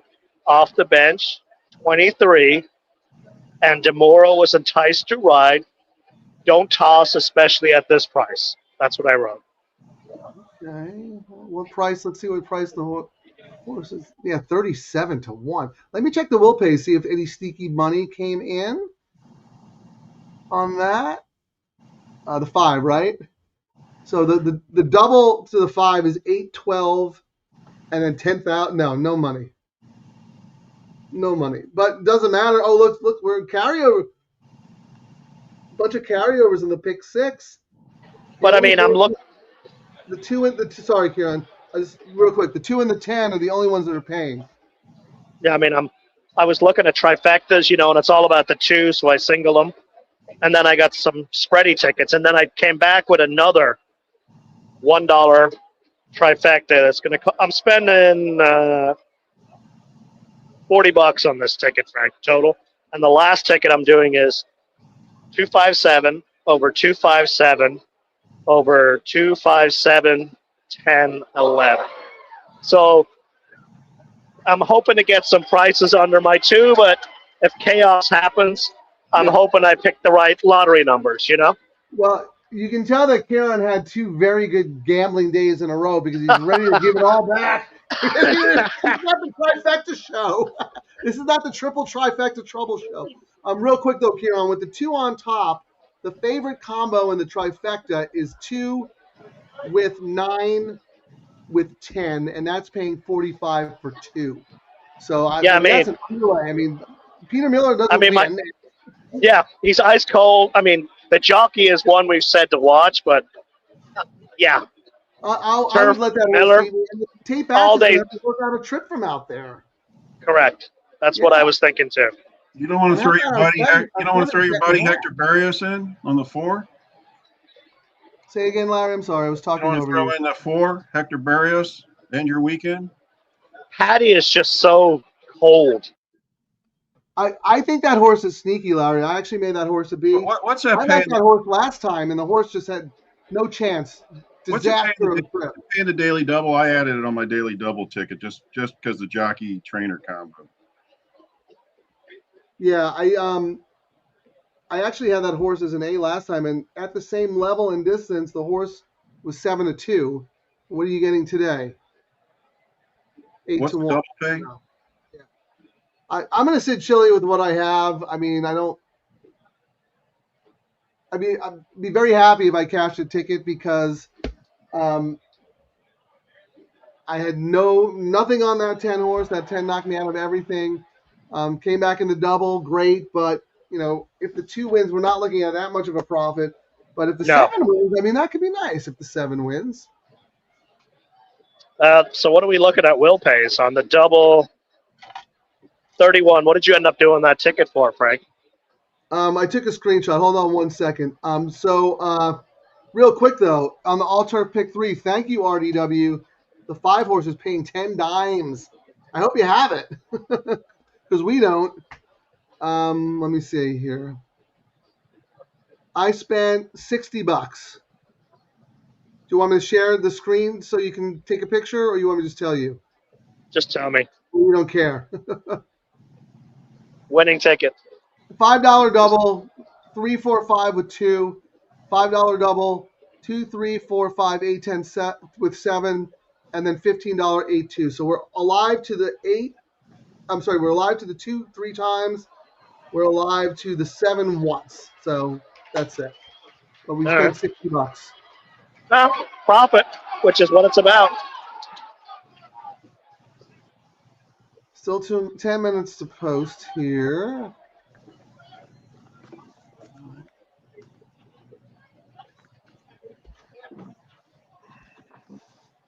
What else you got? What else you got, Larry? You said you have humidity in your double, the 4 horse? Yeah. $5 double. Yeah, let me see what I don't think we It pays $195. I looked it up. Okay, yeah, $195. That's good. Let me see if there's anyone who took sneaky money in there. I mean, the 2 is a significant favorite in the double, Ciaran. 31 Double bucks pick, to 127. pick 3 as well. How about the Yeah, pick it's 5? 88 bucks for the pick 5. Next lowest is 259. I mean, this horse is hammered.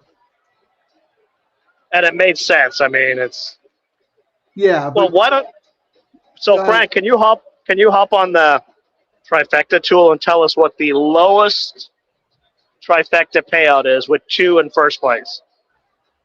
Yeah, I already did that. I think it's 2,910, but let me check now. So with the 2 on top, the favorite combo is 2 with 9 with 10, and it's 47 bucks for $2. And it's pretty strong. The next would be the 2 with the 9 with the 4. That's paying 67 for 2. Yeah, because I was looking. If you did a try box 2 over all, it costs you $20. So you're saying the lowest pay is still a profit, correct? Well, I said 47 with the 9, Oh wait, no. 910. I'm just giving you the information. I have zero interest in playing any of these trifectas. That's I probably didn't for hit the best. on Friday. Oh yeah, that's true. You have money. You have money burning a hole in your pocket. How about Yes. this, Tariq? How are you, Tariq? Thanks for joining us. 2-9 exacta. 2, and who's the 9? Yeah. Ciaran, what are your notes on the 9? I think I know what your notes are going to say. You cannot bet Peter Miller until he proves you wrong, right? I mean, I can't even bet him on dirt. You think I'm going to bet him on turf? Yeah, Like- long on turf is like his worst category too. And 7% and 223 starts. That's crazy. and the other fade has been really like Andy Mathis. You just can't bet his horses right now. Unbettable. Like they just fade so badly right now. Yeah. And again, I mean, Andy Mathis is a terrific trainer, but we talked about it. Maybe there's sometimes you get a bug in the barn, the horses get sick, change of seasons, whatever the case may be. Maybe he's just trying to run horses into condition because he's pointing to Del Mar. You know, And you know that's a big thing because I mean he's one of the trainers for Little Red Feather Horse, and Yep. everyone points to that meet. Like the big races, you try to get your horses into shape for then when everyone's paying attention. Like you want to win there so you can get business elsewhere. like remember when we first started doing the show, you wouldn't none of us would have touched Ciaran. He was like 4% on the year, and then all of a sudden he was like, now I have a plan. And then he's look at what he's doing. He got really hot at Del Mar Fall, and then look what he's doing this meet. He's like fantastic now. So you have to try and we always talk about this, Ciaran, right? Well, here, Frank. Time to get on a trend is I'm before sorry. it's a trend. And then it's too late. Oh yeah, and then it becomes too late if you're not on. I was going to say we should have Larry. Tell us about his because he's a fellow LRF guy, but Yeah. you hear about me and LRF. He should tell us about Adelphi. Give us a little background on those guys, the East Coast guys, shaking things up. Yeah, no, We still have, 5 minutes?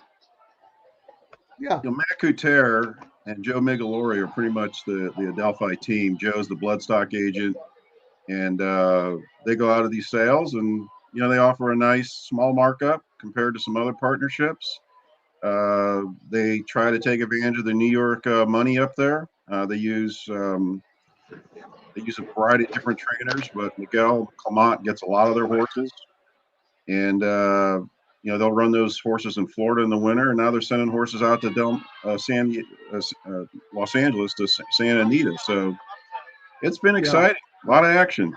And No, Matt, that's great. I didn't know Joe Migliori was part of that. I mean, his dad, Richard Migliori, was one of my favorite jockeys in New York for a very, very long time. So that's pretty good pedigree. And then of course Miguel Clement is the son of the late great Christophe Clement, who happened to be one of my favorite trainers back east. So that's a pretty good team they got put together. Yeah, and they put you up. If you go to Saratoga, they've got a nice little suite. Ciaran would love it because they'll buy you as many cocktails as you want. But they have a nice outfit. And Joe, he's very approachable. He'll sit and talk to you, talked about his dad. I was asking about all the injuries and what it was like growing up as a kid around him, and how he picks horses and what's he think of dams that have never won when you're buying a $300,000 horse. It was really an interesting conversation. Great bunch of people. And Yeah, again, I mean, between Little Red Feather and Delphi, the communications that these two outfits provide are off the charts. that's what I was going to say. I think a lot of owners get frustrated because they're spending all this money, but they don't know what's going on. And I'm not blaming trainers for not being good communicators because they're horsemen. They communicate with the horses, right? So it's nice to have a syndicate, where you have Billy and Gary communicate, keep everybody in the loop, and then same thing with what Adelphi is doing.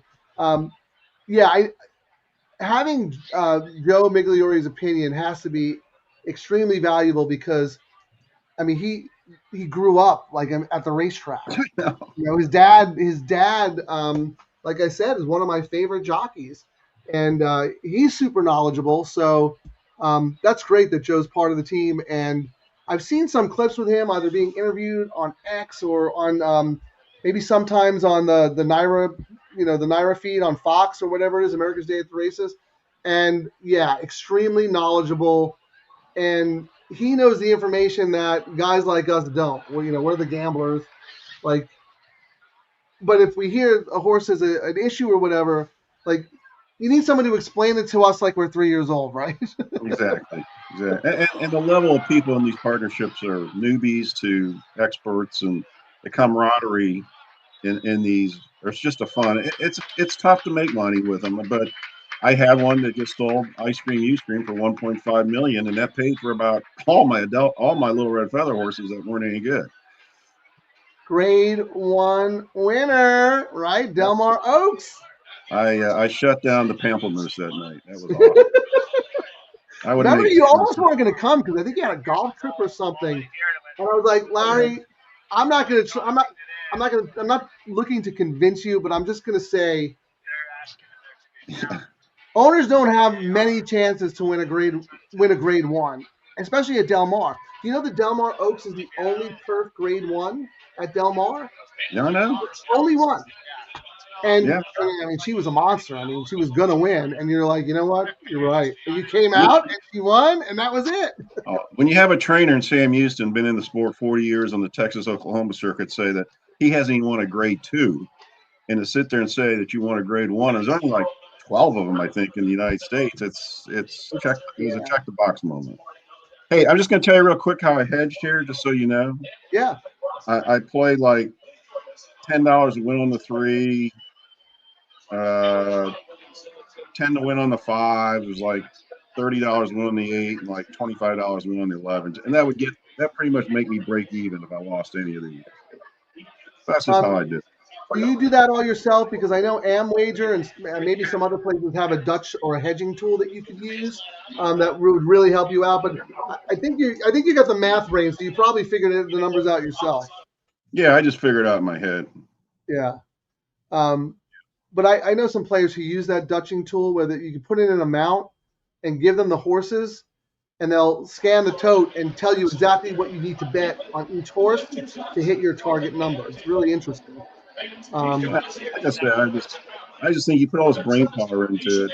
These aren't big numbers. I probably shouldn't have hedged it, but yeah, I just hate saying, I'm $400 or $500 stuck, and I could have got it back just with a $50, $70, $50, $100 a hedge. Yeah, that's what I said. I was like, hedging is situational. It's like, if you think it's an easy way to get your money back, break even, maybe make a little profit because of how your day went, nothing wrong with that. I mean, if you're looking at stacks and you don't have horses that can really mess things up, it's worth it too. But they're going into the gate, so we're going to duck out. Okay. Larry, thank you so much for joining us. Really means a lot, all the support you give us. The 7 wins, we're going to the Pamplemousse on me. There we go.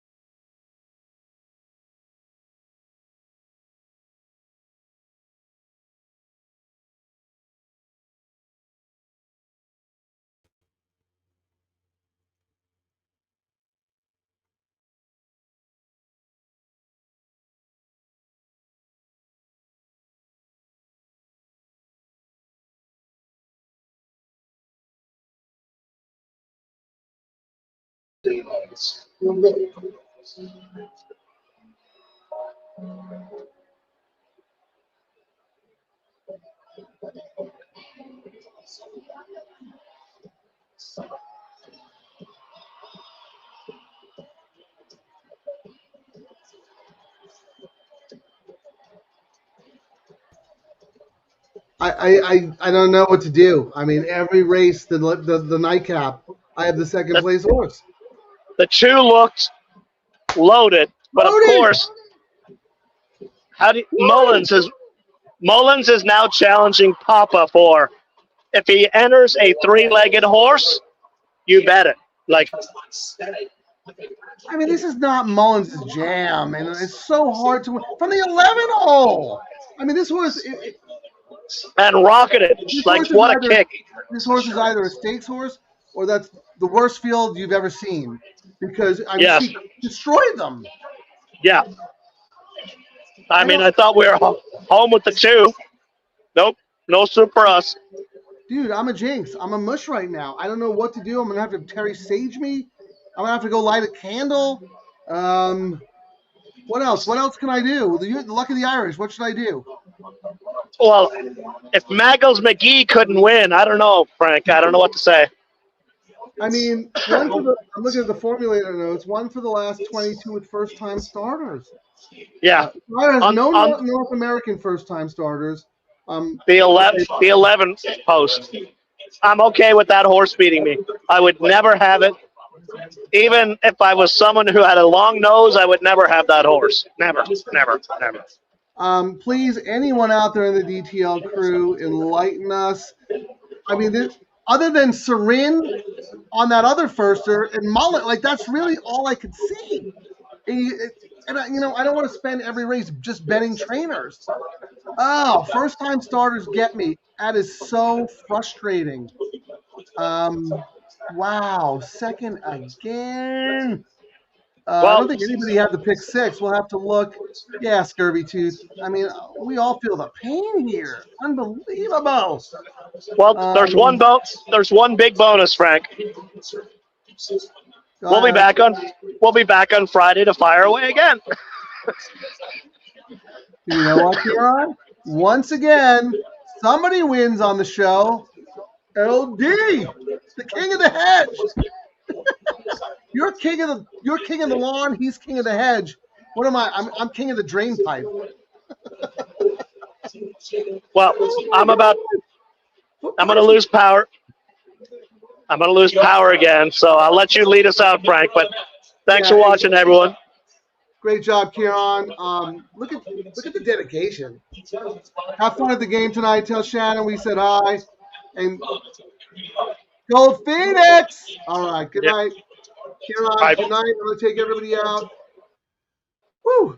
Oh, did Charlie have this? Oh, my one all-turf pick 3 hit. I'll look for that. I don't want to sign off until I look for that, though. If anyone else has the all-turf payouts handy here, our man Charlie. Wow. Good for you, Charlie. While I'm looking, if you want to just, share what little angle you had on the horse or why you liked or included the horse, whatever the case may be. Let's see. Is it official yet? Okay, the $3. Okay, $3 all-turf pick 3 to the 11, 1700. Congratulations, Charlie. Outstanding job. Wow. Well, good for LD. He gets out on the day, makes a little money. And right here, Charlie, 1700. Thanks again, DTL Crew. Before I let you go, I'm just going to look at the pools. I think the all-turf pool was a little low. No, it was great. 127,000. Oh, man. Wow. Great work there, DTL Crew. Let me go back to Santa just to see what we got cooking here. I caught a glance of the pools earlier, and they looked very good. But let's see. Let's see the damage we're doing. Double pool today, $228. Pick 3, $287. Outstanding. And yes, there is a pick 6 carryover for Friday. So we have a lot of work to do. For those who had the double, 300 to the 11, 303. For those who had the pick 3, 1587. How about this? To those who had the pick 4, $5. Ugh, I'd be very disappointed with that. And then the pick, but no offense to anyone who had it, good for you. And then the pick 5, 2,600. Pick 6 pays 1,200 and a carryover. All right, DTL Crew. Real quick here, good SC3 Pete, 1,700, nice hit Charlie. Our guys are sharp, Stephen D.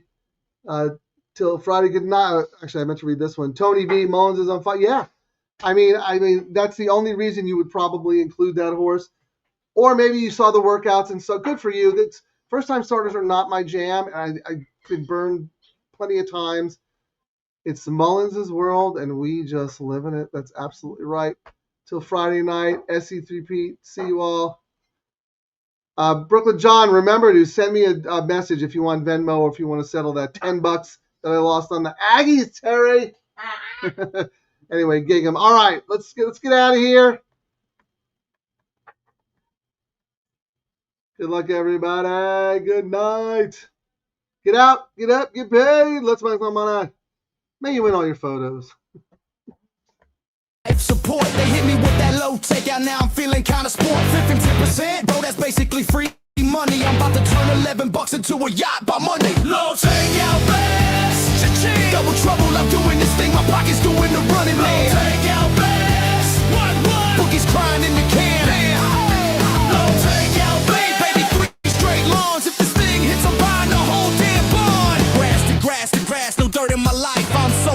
turf, I might start photosynthesize. Santa Anita, low takeout, got me acting unwise. Told my wife, babe, I'm rich, now she want alimony twice. Double trouble on the mic, we causing a scene. Low takeout, let's all turf and retirement dream. If we hit this pick 3, tell the valet keep the change. We're reading lobster tonight on a $12 range. Boom! Thank you, Santa Anita. Good night.